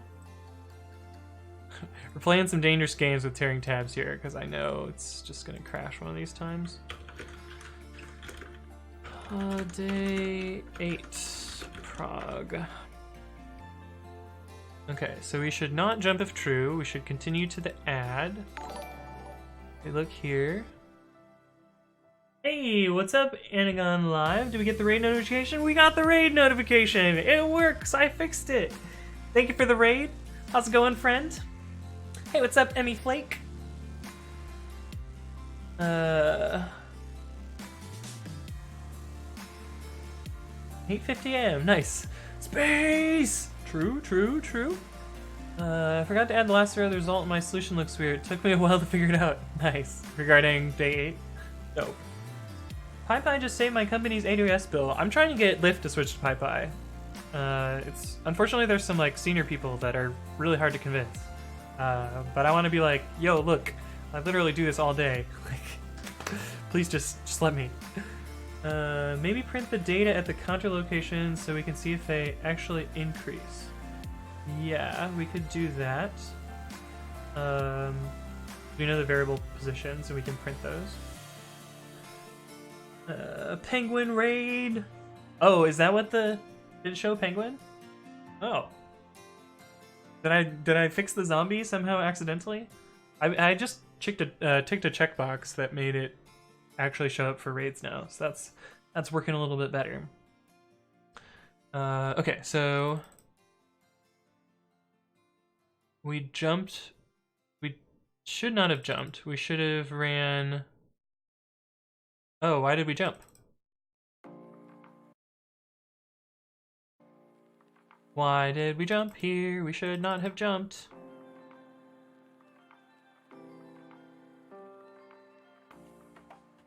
Oh wait, no, we should have jumped. Yeah, we should have jumped. Okay, yeah, no, jump if false. Okay, we go to here, because we're not incrementing the 0 counter, because it's a 2.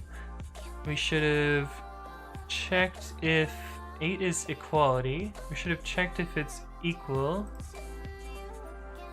to 1. And wait, what? Oh, if this is equal to 1, and store that into our variable. And then we go on to the next instruction, which is a jump if true. No. Jump if false. If it's false, we go to counter 2. Okay, cool. I'll get faster this soon. It was false, so we jumped to 18. And 18 is this add. And then we add 1 to counter 2 and store it in there. Cool. Then we add 1 to I and 1 to pause. And then we check equality between 79, which should be I, with 150. And we store that into our quality check. And 6 is jump if false. If they are equal, we should continue. If they're not equal, we jump to 0. If they're not equal, we jump to 0. Okay, so the loop looks fine. Did you remove the copy as HTML in, I assume you mean my terminal? I forgot to try it. I forgot. Emmy Flake says, are you working on solving previous days in IntCode? No, I'm working on day 8, part 1. Today's puzzle, which I already did in Python, but I'm doing it again. Anagon Live says, hello to Kayla. And how's your advent so far? It's going well. I didn't get points today, but I didn't really expect to get points today. The easier ones are kind of maybe harder to get points on, I guess. But now we're just going for the memes. And this loop is correct. This did exactly the right thing. So let's print some more data on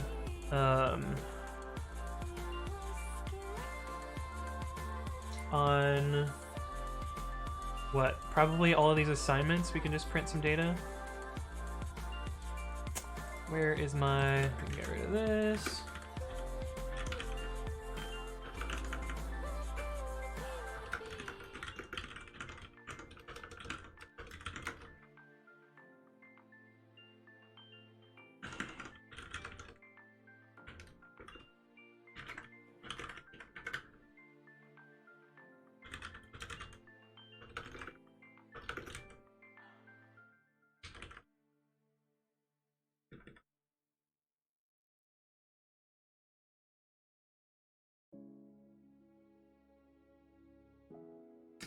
Those are jumps. For assignments. Let's try that now.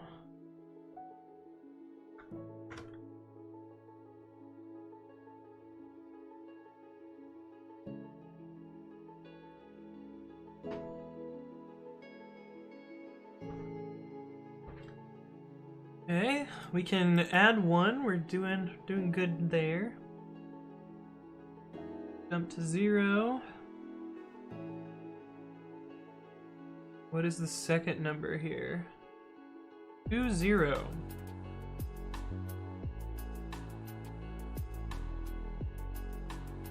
Oh, I forgot to... Fuck. So what happened here is on the 0 count, it incremented the 0 counter, and then it ran this afterwards, so it did the second equality check. But I actually need an unconditional jump after this to down here. Which fucks everything up. I also need an unconditional jump after this as well. We need to jump.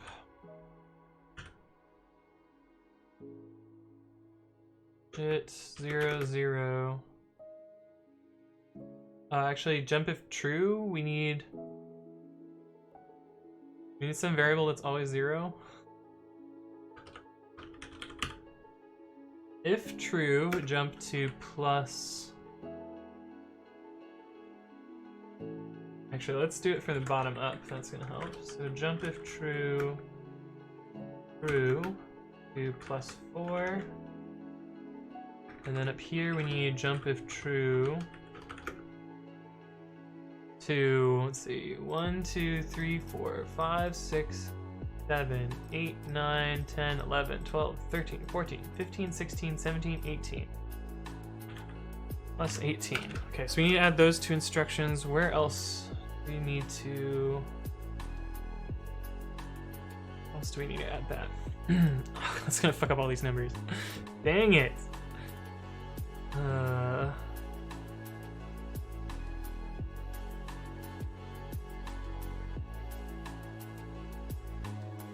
1050 target. Oh. Yeah, I guess I could do this. Right, I forgot about immediate mode. Thank you, Aneurysm. That's helpful. Shmenium says, alright, I gotta go to bed. Good luck with the IntCode stuff, though. Thank you. Where do I need to inject these? So these ones are new.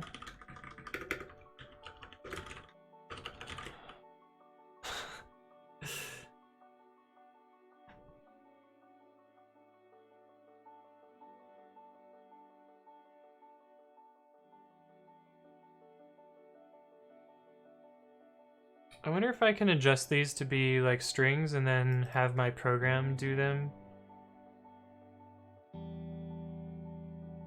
Yeah, I think that would be better. Can I set arbitrary environment variables, or do I have to prepend the variable for everything? Yeah, you can. So there's, this is the environment mutator thing that is helpful. It allows you to get a context where you set particular environment variables to values. You can find examples of env contexts throughout the rest of the code. And then you can use it as a context manager, like down here, for instance. It's usually just used to set path, but you can use it to set whatever you want. And that way it doesn't pollute the whole process. Okay, I think I'm going to change these, instead of being constants, I'm going to change them to be strings, and that way I can just automate this a lot better.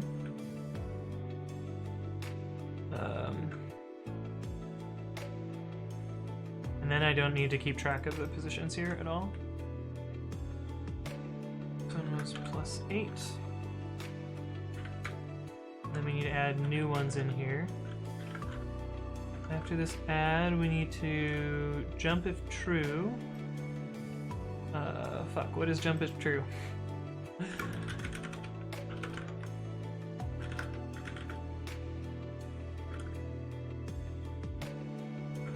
At the bottom of here? Yeah. Jump if true is 5.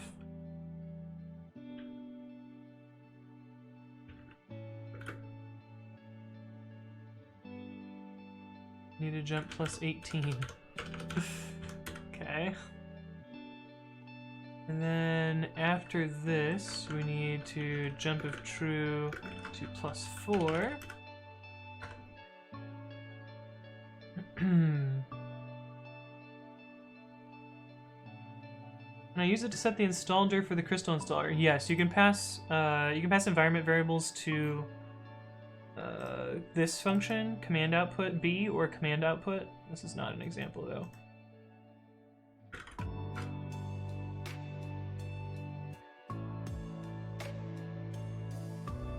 Fucking thanks, GitHub. Your search is garbage. Not an example either.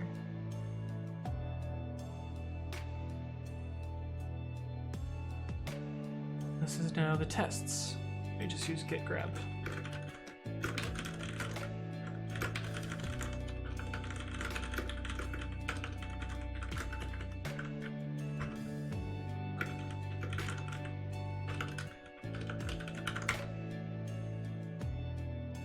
Golang has an example. Perfect. Right languages, Golang.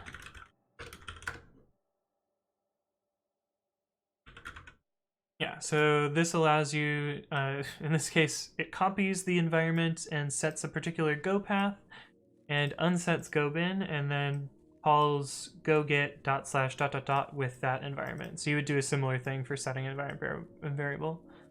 Copy the environment, make whatever modifications you need, either overwriting variables or deleting variables, and then passing it into the subprocess stuff.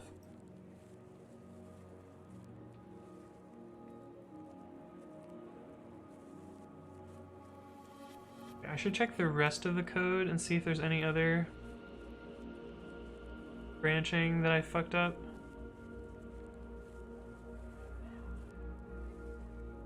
Because that would be crappy. Do I have that open in another tab? Where's the one where I wrote the pseudocode? This one? It is.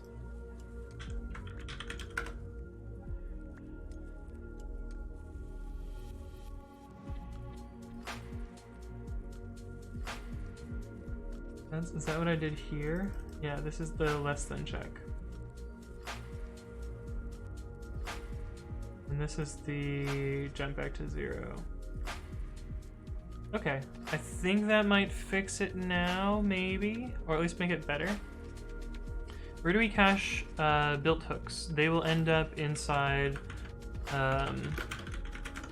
inside this directory. There will be a repo for the repository that gets cloned. So for example, what is this repository? This one is reorder Python imports, and it will build these prefix environments in there. So that's what the environment dir is. And you can inspect the data by using SQLite on this database.db file. And this is the schema. There's two tables. There's the repos table and the configs table. Are they built in the repo dir? Yes. At least I think. You might need to...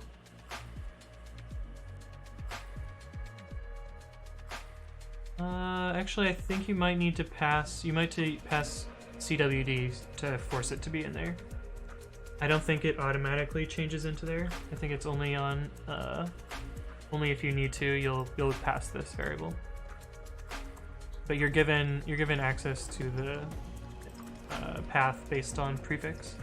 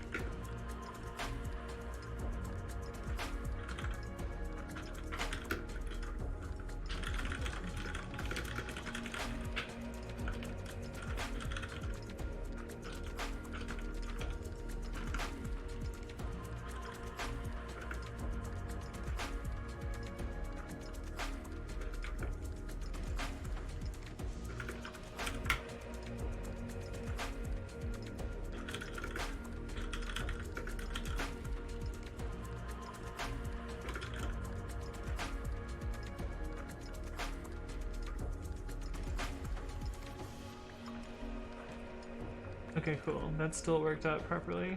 We should jump to 7. This should jump to 28. I don't know if it's right, but we're gonna assume it's better.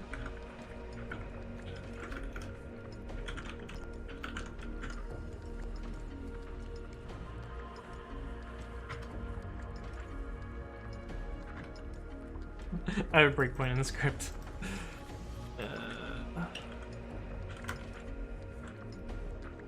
Where was the one where we ran the code? This one. Fuck.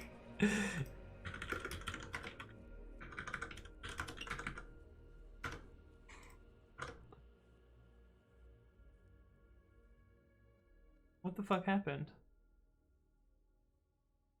It terminated. I think. Oh, we hit the unreachable.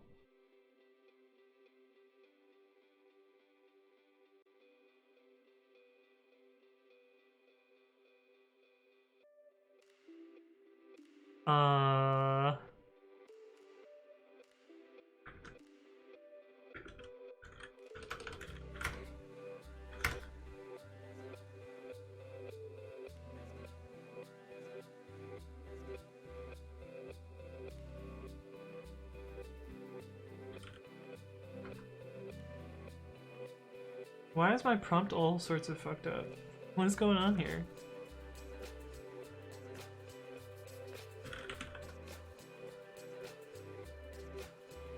Something's really messed up here.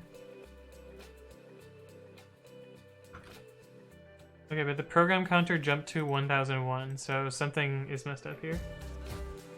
TV Josh says, hello, this is day 8. Show us the problem, please. Sure. The problem is actually pretty... I think it was pretty easy compared to the other ones. But basically you're given a input of numbers, and I'm trying to figure out which layer has the most zeros, and then multiply two numbers together. And I'm trying to implement it in this very, very low-level language that's invented just for this programming puzzle thing, called IntCode.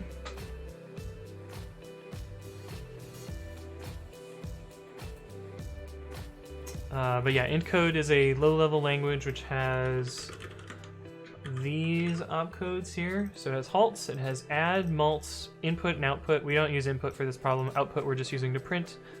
Jump if true, jump if false, less than, and equal. No, it's not that IntCode. It's a different. It's IntCode for Advent of Code 2019. So it is specified in day 5.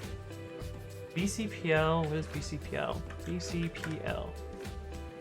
Basic Combined Programming Language. First appeared 52 years ago. Is there an example? Go away. Oh. It looks like their shift key is broken. Huh, interesting. How do I say, oh yeah, none of this works on Windows? Just do nothing, I guess. Don't worry about Windows. Ruby doesn't work on Windows either, and we don't do anything special for it. Ah, of course, it's the Baltimore County Public Library. That's totally what I wanted.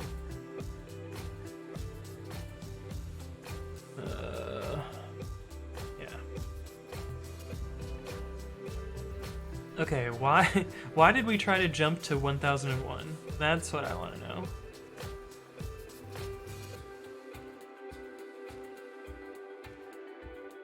Oh, I know why. Because it should have been 1101, not this should be 1105. Because this is an immediate. This should also be 1105.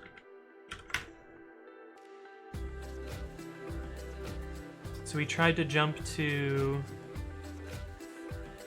this add instruction? Wait, we shouldn't have tried to jump to an add instruction. Oh yeah, we should have tried to jump to an add instruction. We should have tried to jump to here. Okay, so fix that.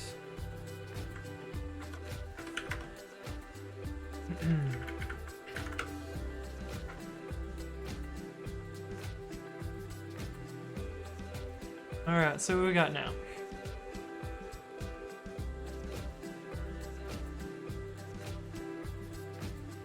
What is 85?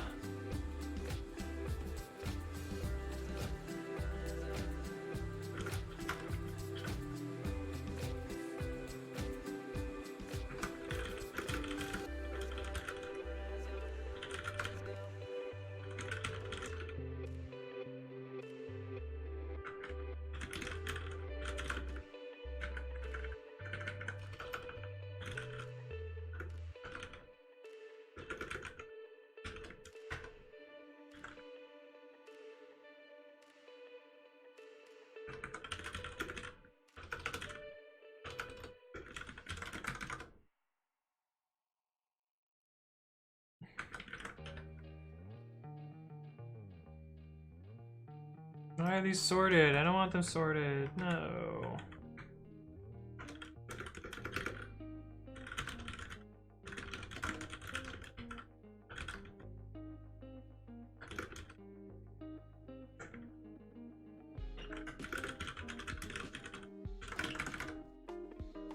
Okay, so we can see what we're incrementing here. This is an increment to I.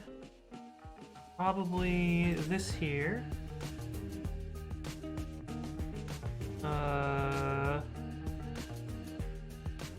That's not good. That's not what we wanted. 91 is pause. So we didn't increment, we skipped over all the code. That's not right. What happened here? We ran 1005 and tried to jump to 7.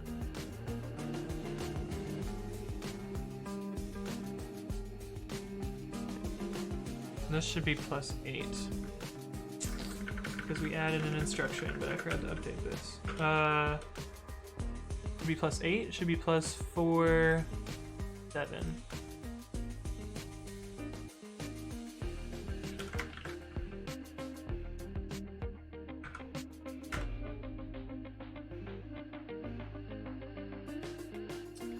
Cursplat says, which day is this? This is day 8, part 1.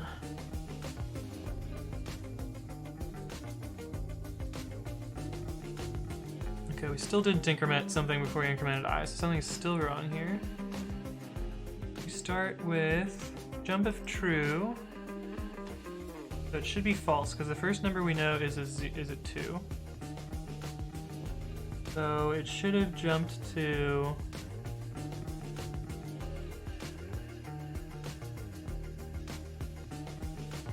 It's a 0, we jump if true. If it's non-zero, we jump. Yeah, so it should have jumped. We should have jumped to 10, which would be 0, 1, 2, 3, 4, 5, 6, 7, 8, 9, 10. So we should have jumped to checking whether it's equal to 1. So it shouldn't be equal to 1, so we should jump if false +4. Oh, this should be +8 now. I forgot to update that one too.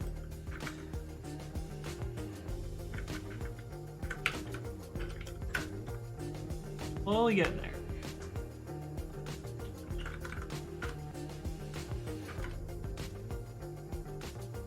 We jumped out of bounds again.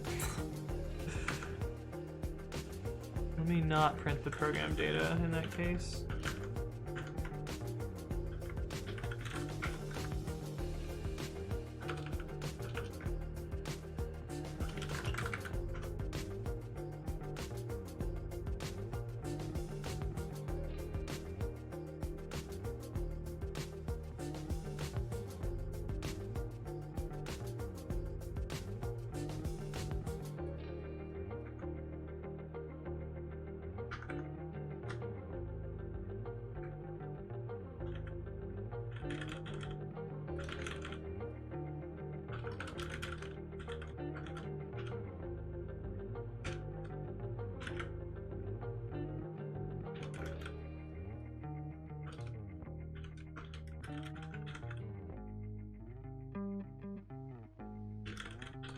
Let's print the program so we can at least see what we're doing. We don't need this anymore. Here. How do I recombine these tabs? We can put this one up here. Put this. Got that. Okay, so this is the beginning of the program.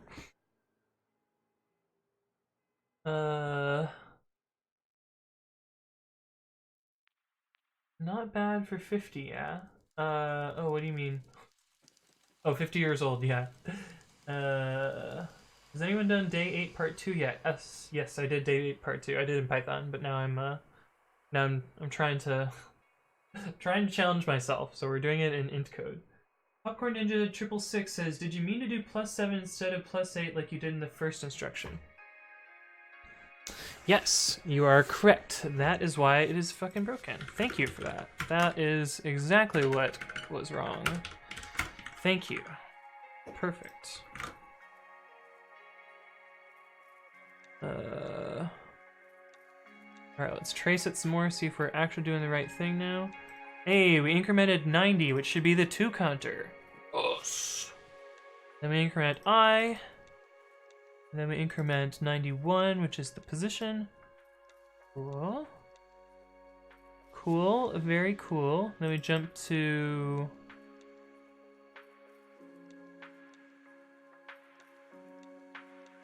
we check if it's equal to that number, then we jump to 0. Then we should increment the 2 counter again. Here's the start of our data. Here's the start of our data. We should not have incremented the 2 counter.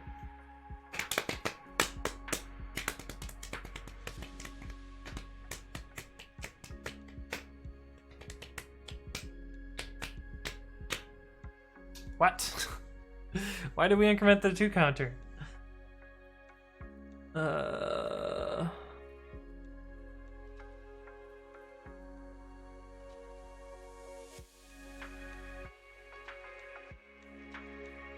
We should have not jumped if true to 10. It should have been false. We had instruction 1005, which means variable of 91. 91 is the data, so we should have been looking at this 0.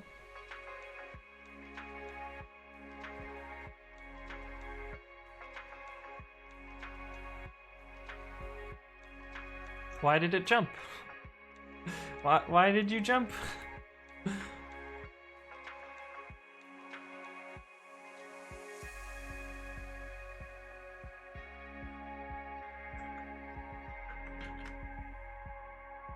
Well, yeah, we know it goes for forever.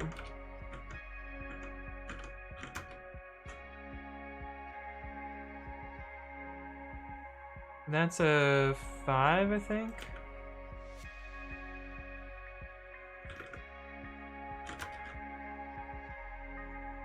So we'll put a breakpoint here and figure out what is going on at that time.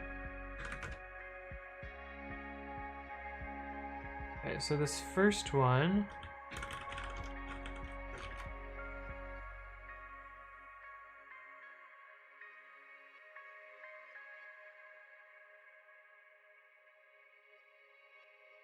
Why did we get 92 there?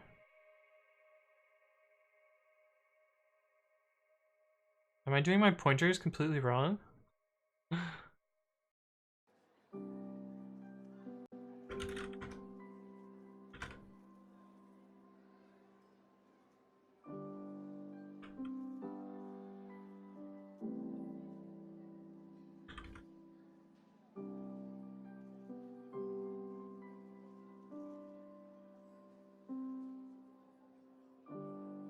Oh shit.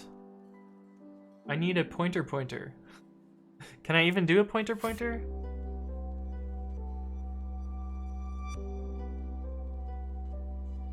That's why this is looping forever. I see. Day 2, part 2, you just brute force. Yeah, I just ran the code and printed it. Damn, maybe this isn't possible. Well, it should be possible. It should be Turing complete, right? We surely have enough to do this. But if you need a pointer, well, I don't need a triple pointer. I'm pretty sure of that. I thought I already had the dereference that I needed.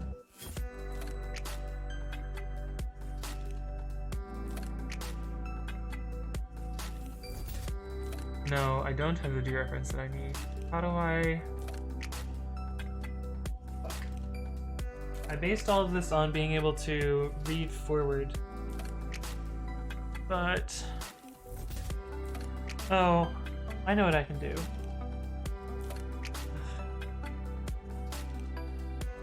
Oh, that's gonna be disgusting. When I increment pause, I actually just need to add... I need to assign into every one of these locations. So instead of doing this here, I need to assign into this location, this location. Oh, it's only 2 locations. Okay, this isn't so bad. This is actually not so bad at all.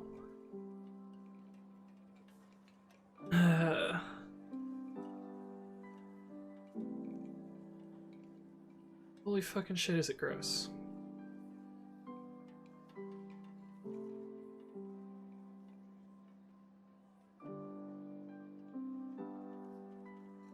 And I need to fix this down here.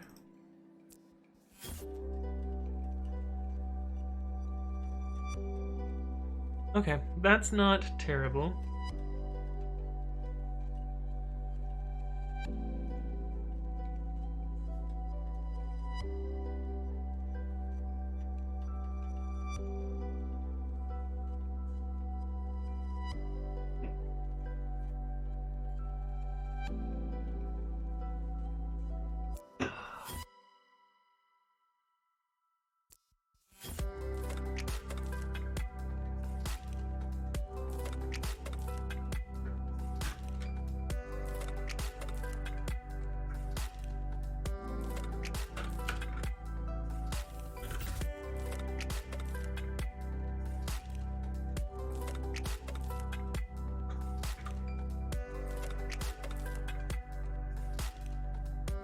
No, I need to count where these are.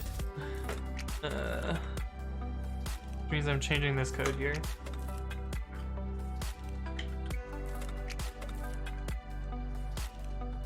That should be 2.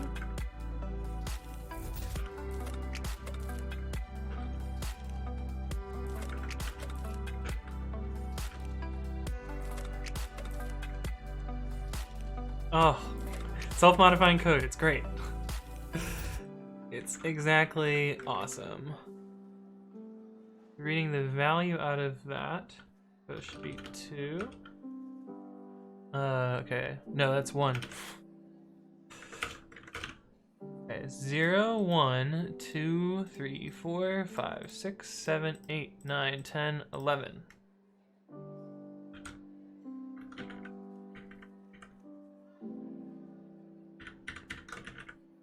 So 11, 1, 11.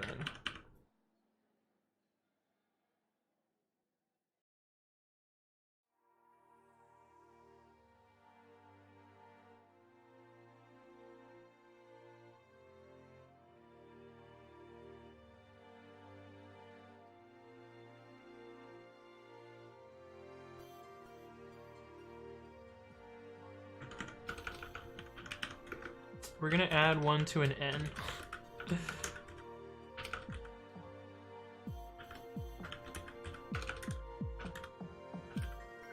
Should be 1, 0, 0, 1.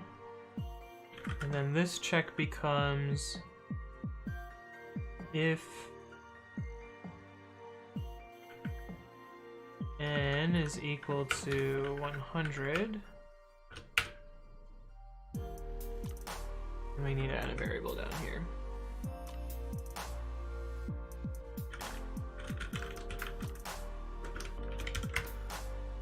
Okay, let's try this monstrosity now.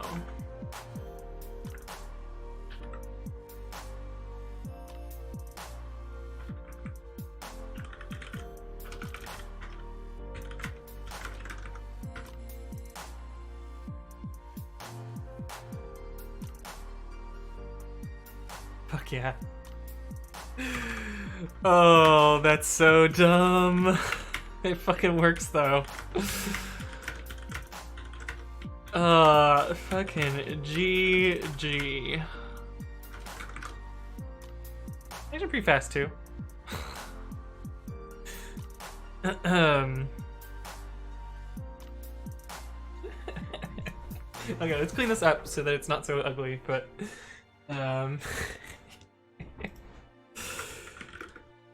move t.py make IntCode program.py.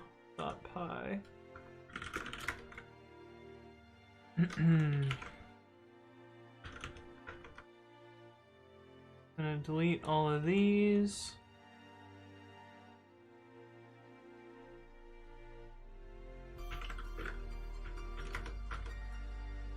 Get all the trailing white space.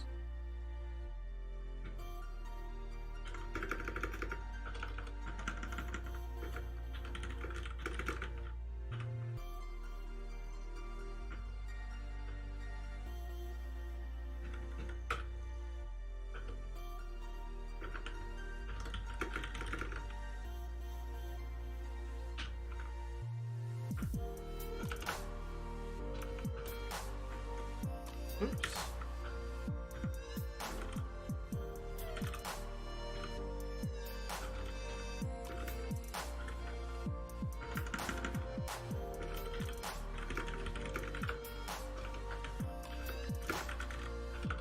And then I'm going to copy my pseudocode into this as well.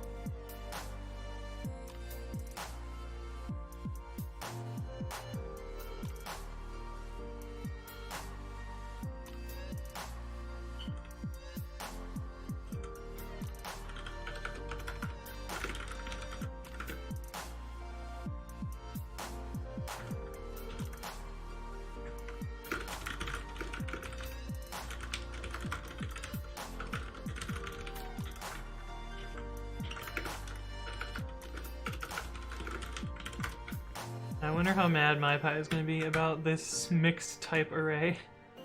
Hopefully not too mad. Oh, right, I have to type annotate all this crap. Ugh. I say ugh, but it's actually not that bad.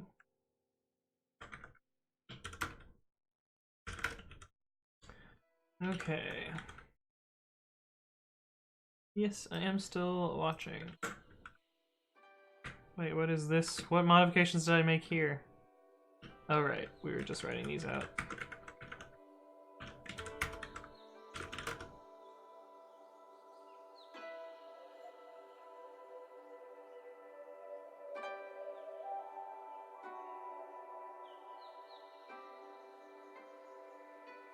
Is this actually more readable than this? I don't think so. This is just a straight transpose. Although we do have the opcodes here. Yeah, IntCode, Mumi Jamala.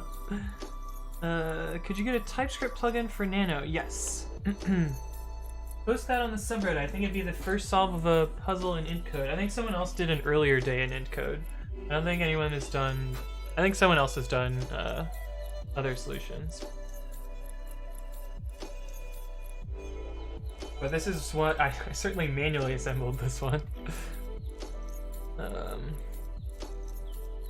Yeah, let me get this tab back into a window that's full size. That way I can copy stuff on. We have this.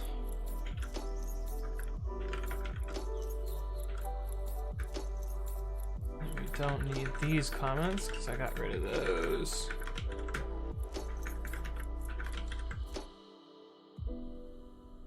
So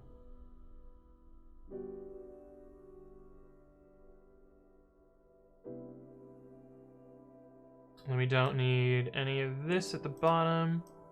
And that's just was helpful for me, so we can delete this file. And we do want the pseudocode though.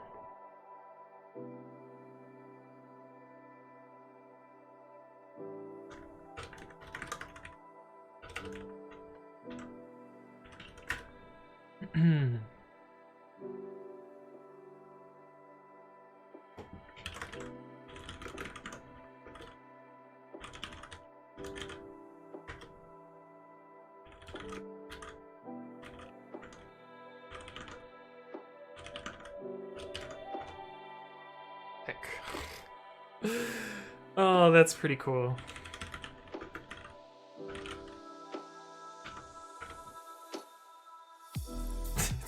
It's almost as fast as my oh wait, no, it's a different unit. Okay, it's 1,000 times slower. That's fair. The jump offsets in the pseudocode are still the old ones. Oh. You're probably right. Yeah, these should be +7 and +7.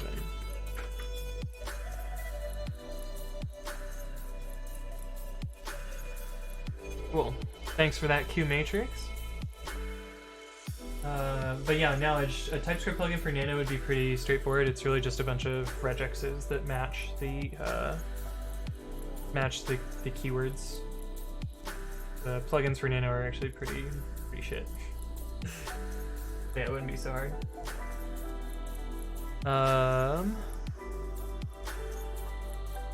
But yeah, I think this is all that I need here. Make IntCode program and part1.IntCode.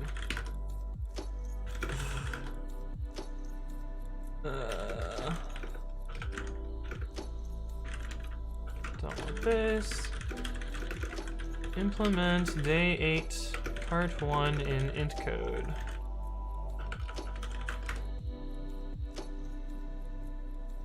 Fuck. Make IntCode program on line 64, missing a return, right, return 0.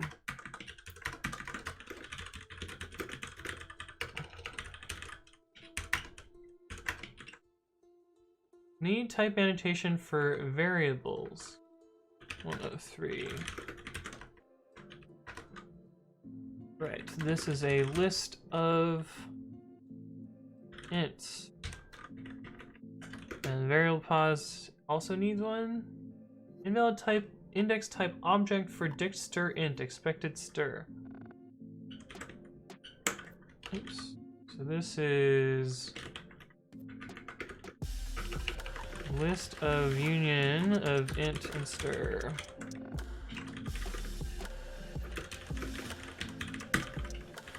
Which is gross, but it's fine.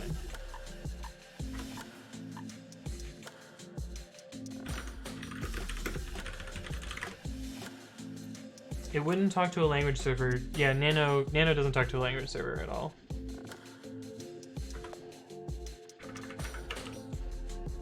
Nano is a very, very dumb text editor. Oh, why did I need to annotate this but not that? What happens if I don't annotate this one now? Okay, is it happy? Why the fuck? I don't know. I don't know why I need to type annotate this one, but not this one. Or I need to annotate this one, but not this one. Why is MyPay able to inference this one? I guess because it sees this down here. It doesn't know about this here. Fine. Would Babby talk to a language server? Eventually planned.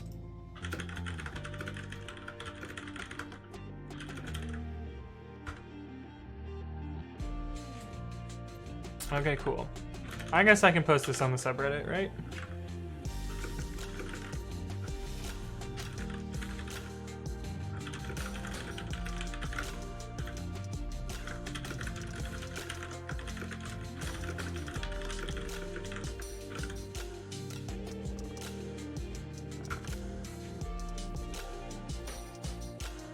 Is that up in the anti-aneurysm? Is that what it is?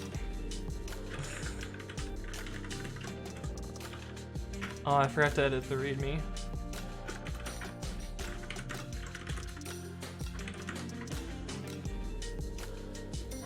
Day 8. IntCode for part 1. Anatomy and good flair. Alright, cool. Mention part 1.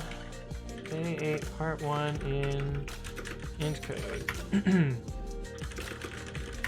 Doing it for the memes, you know? Doing it for the memes.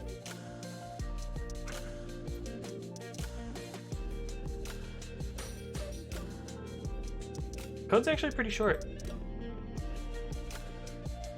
Like, is that the code? No. Where's the code start? Oh, the code starts here. So this is the actually, 151. That's some variable that I put in.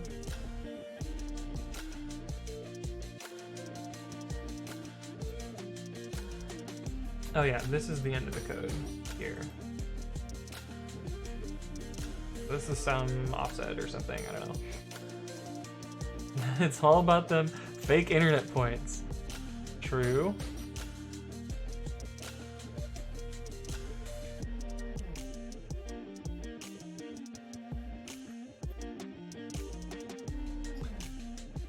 I'm just gonna link to the commit. I think that's the best way to go at this. I'm not logged into Reddit in Chrome, so we'll do this in Firefox. I have new mail. What are my new mails? You know it's gonna be good when you see Pragma recursive tours on.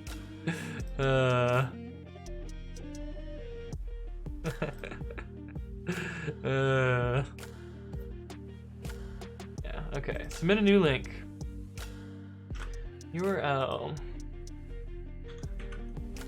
AS, or let's see, 2019, day 8, part 1. IntCode.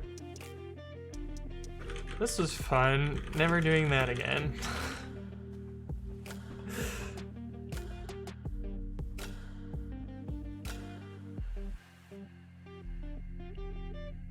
Jokes, I'll probably implement some other day in IntCode, let's be real.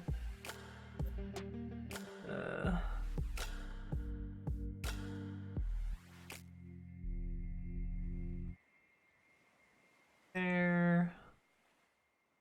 Done.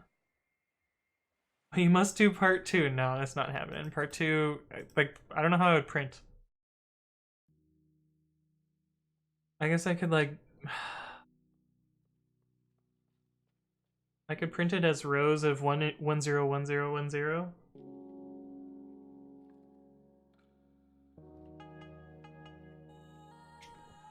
Yeah, part 2 is gonna be hard. I'm not gonna bother doing that. But if you want the link to that, there's the link. You guys can decide if it's worth your updoinks.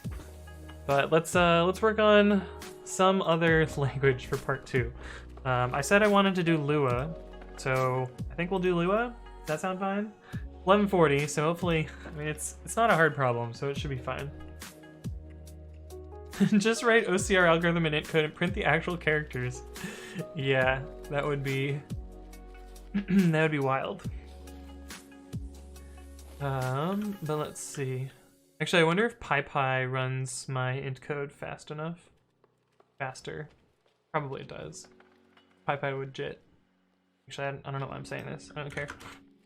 Okay, let's how to install Lua Ubuntu. Off to a good start, right? Is it just apt install Lua?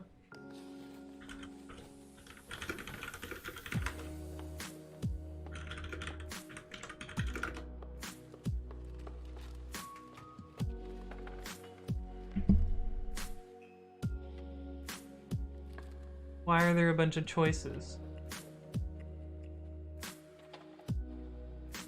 5.3, that sounds good. Alright, we have installed Lua. Lua, hello world. Oops.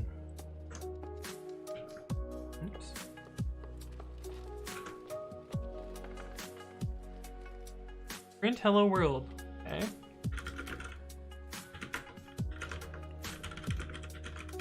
Oh weird, I have syntax highlighting for Lua? That's wild.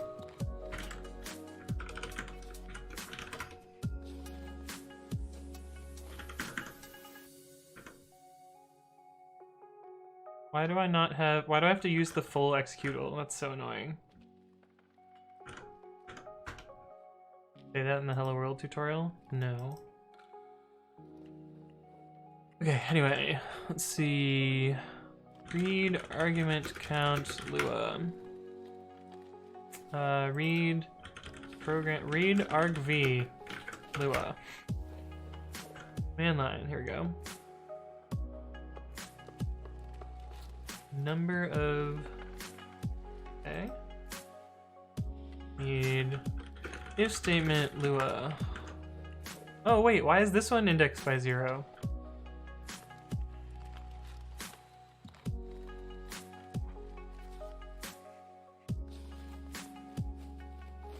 I thought Lua was 1 indexed arrays.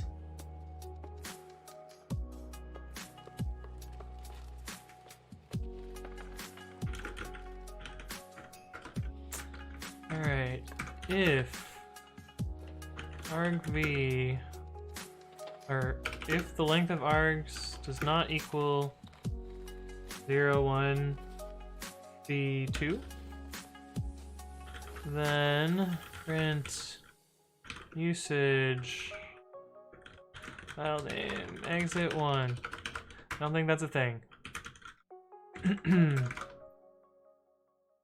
Then expected near bang. Not equal operator Lua.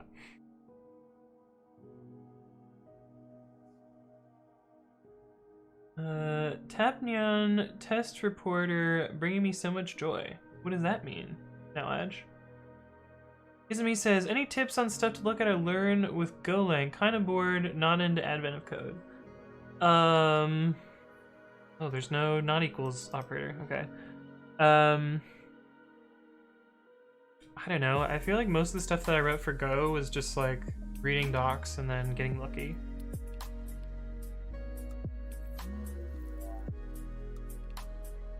Why is there no not equals operator?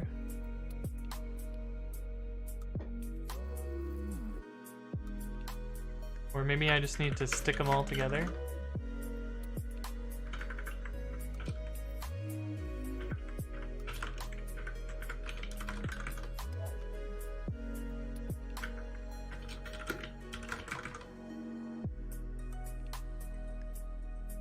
Tempted to call a nil value global exit. Exit program Lua. How to exit? This is what we want. os.exit. Where do I get os from?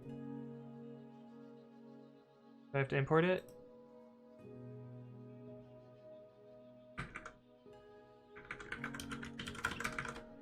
Hey. Hey, oh.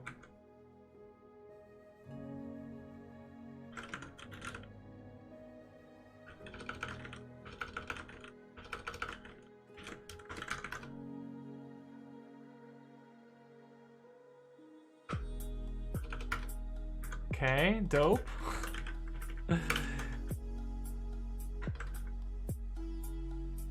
String formatting Lua.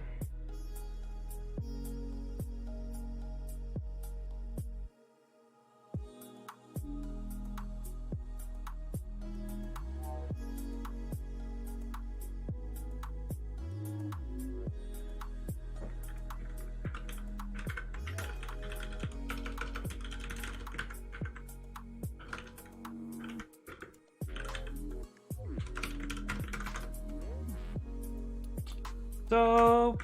Okay, that's what I want there. Alright, we've successfully done argument parsing. Tilde equals. Is that not equals? Is that... Am I just dumb? Negation of equality. Thank you.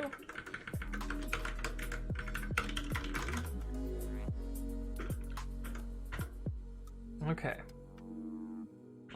Read a file in Lua.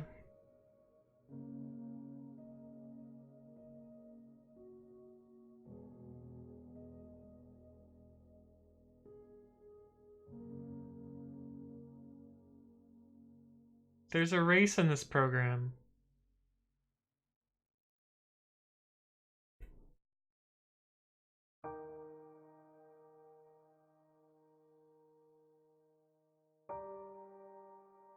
So the problem is they check for existence and then they read.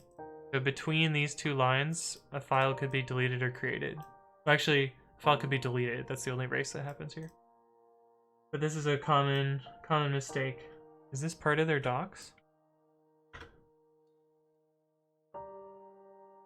It is part of the docs.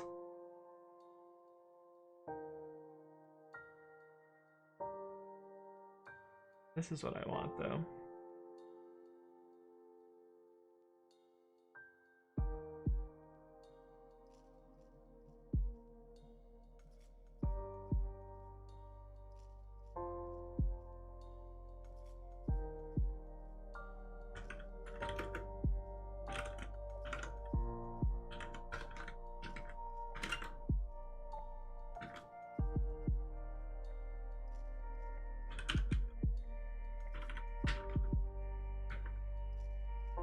Why is it read it in binary mode? Is that what the B means? Let's read it in text mode, see what that does.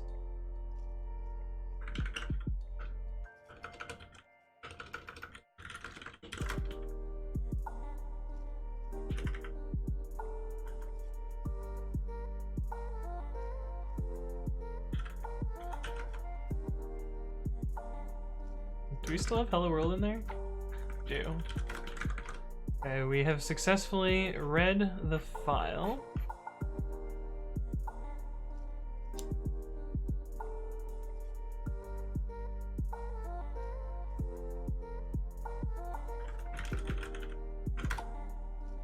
What do we do here? Grabbed layers. Oh, we actually don't need to read this in at all. We can just use positions in this giant blob.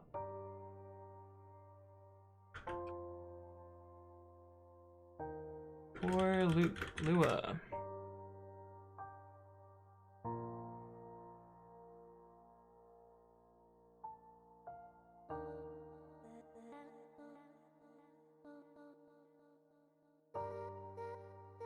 Expression 1, expression 2, expression 3.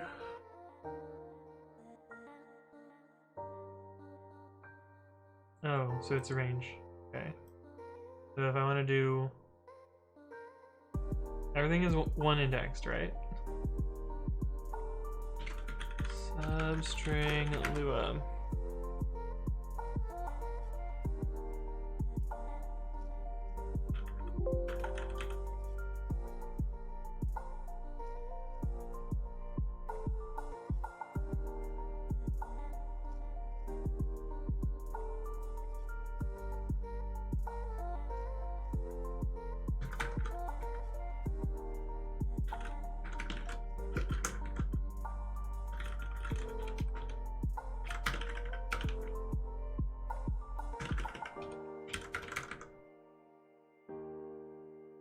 Nil, nil, nil.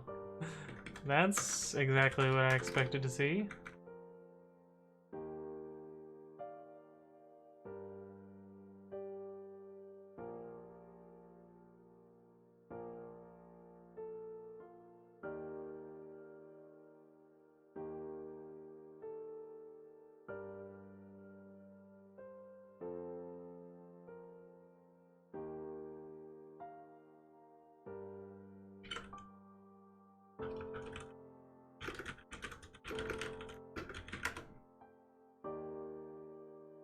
Papillon is a program you pipe your tests into and it gives you prettier and animated output. Oh, interesting. In some languages, you can write A5 for the 5th or maybe 6th character of the string A. Not in Lua, you have to write A:55.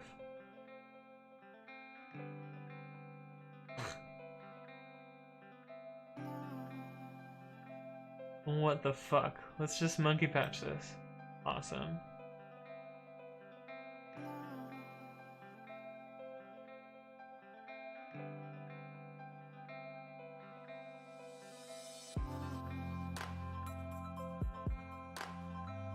I hate it. I hate everything about it.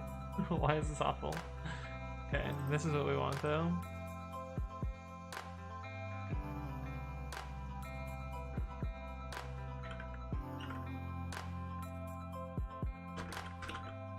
And I assume if I do 0, 0, that will give me nil, because everything is indexed by 1. But this should get me a character. Cool. Alright, we have figured out how to index something.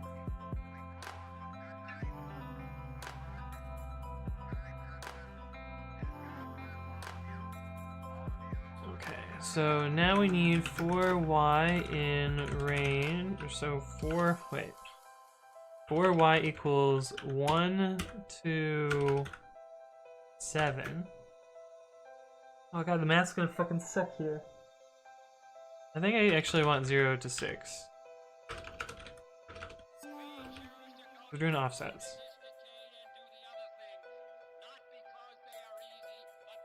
Where's my for loop tab? For do end. Do end. For x from 0 to 25. Hey, what's up, Captain Marvel? Thank you for the follow and welcome to the stream. Didn't know we would have a Captain Marvel in the stream. That's pretty amazing. Okay, and then for layer in from 0 to 100. Is it inclusive?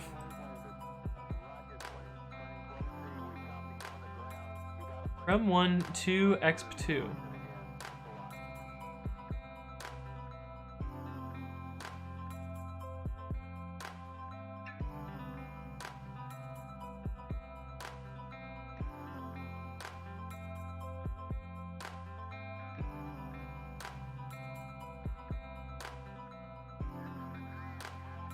I guess I can just fucking try it and see what happens.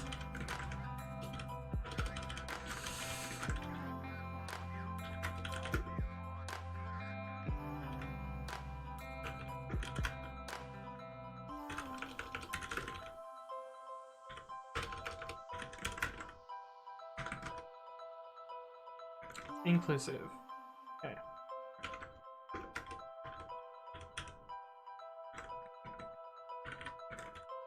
So we want 0 to 5, and 0 to 24, and 0 to 99. Why is my indent all messed up?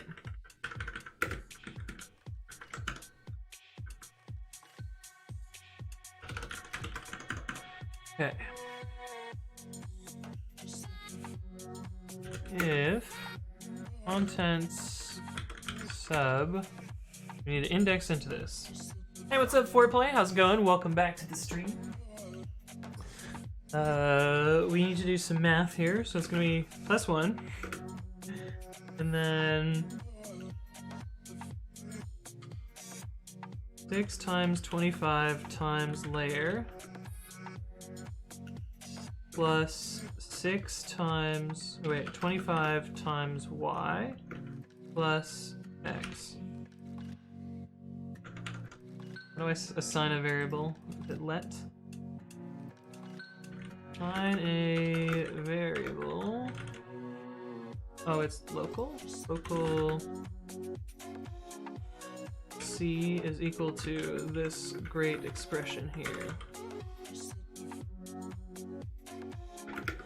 Am I supposed to put space around it? I don't know. Equals equals 2.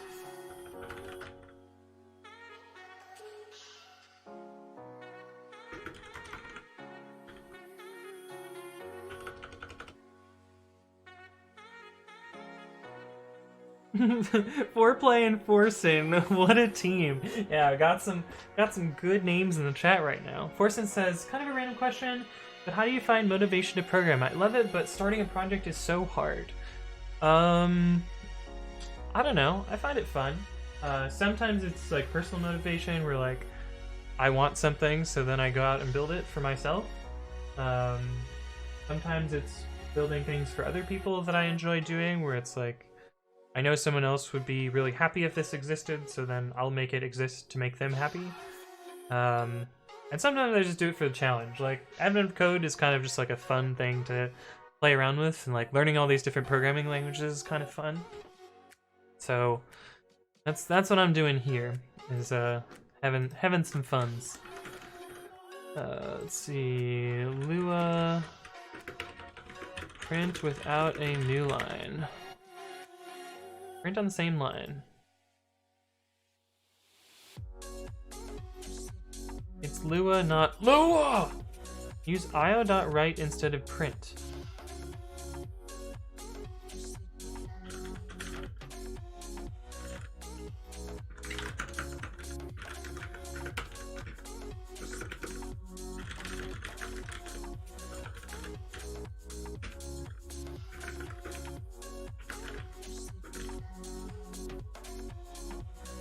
C does not equal to. Do io.write C, and then break. And then at this loop we need io.write new line.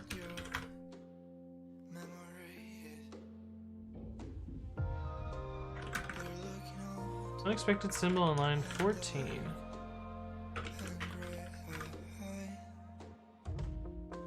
Function arguments near parentheses on line 15.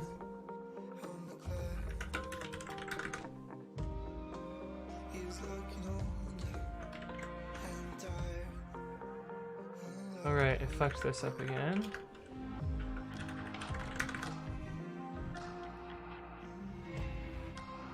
Kinda hard to see.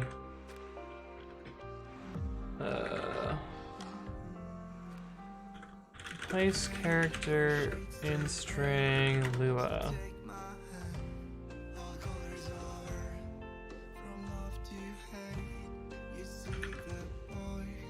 G sub string pattern and replacement.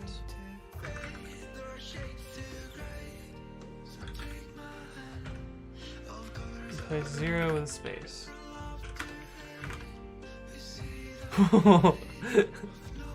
What the fuck have I done? What was the thing? Leg G last time? We got it, but why does this look so dumb?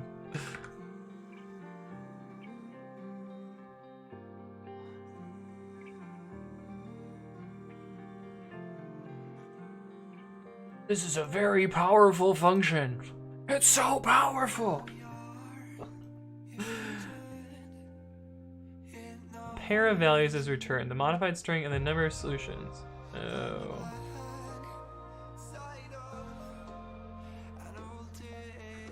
That's why it did that wacky looking thing. Add argument to got nil.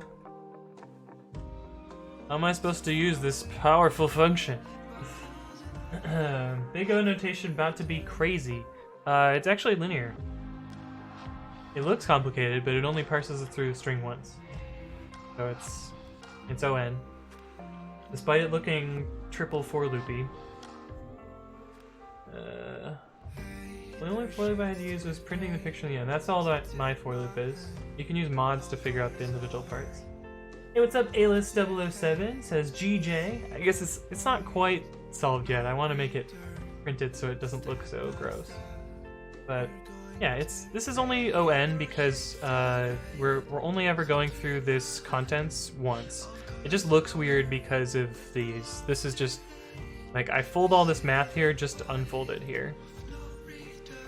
It does like bounce around in the array, so it's a little bit strange. But how do I get just one of these things? What I want.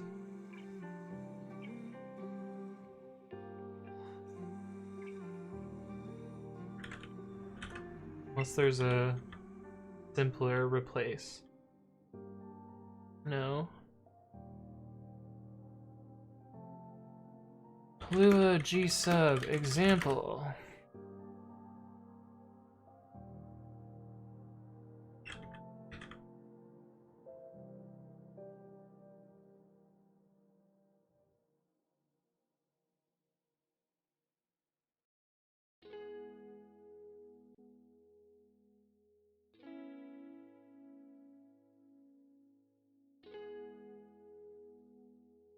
Why the fuck? Why does it work for them? Oh, this is what I want.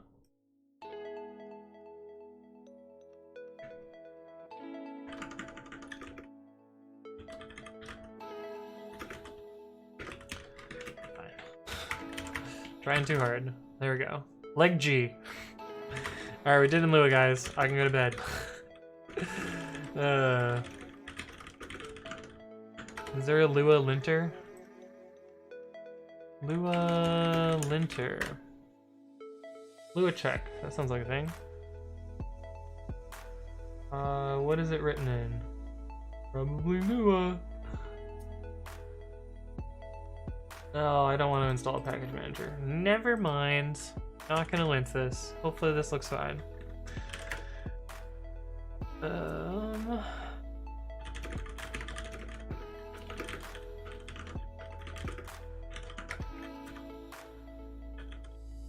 Good old leg G.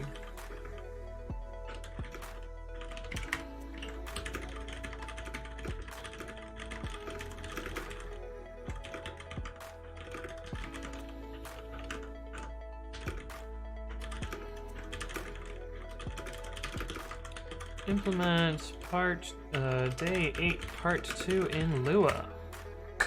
We did it. Sick. Some Lua hardcode fan might lose his mind over that code formatting. Do you know how I'm supposed to format this foreplay? I'm happy to take suggestions if someone's gonna tell me how this code should look. Cause I don't fucking know. I'm not a hardcore Lua fan.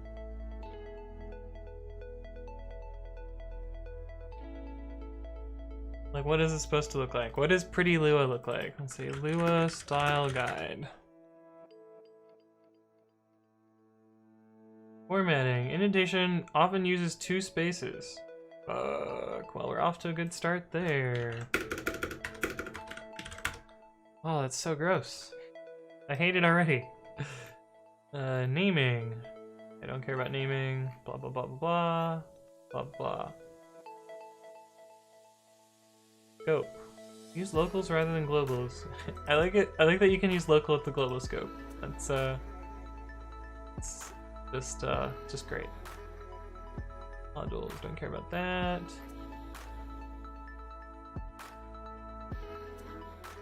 Oh, they have spaces around their checks. Okay. What other check did I have? This one.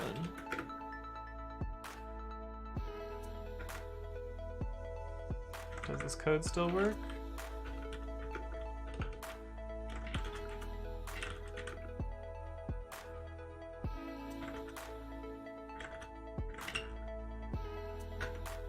Yes, we still get our, like, G.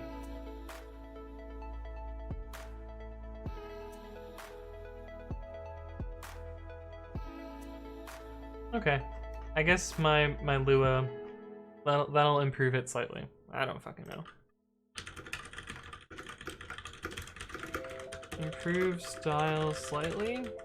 Improve Lua style slightly? I'm sure someone will come along and be like, rabble, it should look like this. Whatever, I don't really care. I mostly wanted to be able to like use the language and see what stuff is tough in it. And I did have to use the off by 1 here for my nice pointer math. Which is fun, but this code is short and sweet, 24 lines, not bad. All right, we opened a lot of tabs to answer this one though. But yeah, let's do my little wind down spiel. If you liked what you saw and want to catch previous days or other content, I upload my streams to YouTube, and that's the same as my Twitch handle, so that's youtube.com/AnthonyWritesCode, so you can find all of the previous days of Advent of Code. Hey, what's up, A-List007? Thank you for the follow. Welcome to the stream. But yeah, here's my previous Advent of Code days. I usually work on Python open source stuff, so I have lots of other stream content around that. I work on a bunch of like linters, code formatters, and other tools.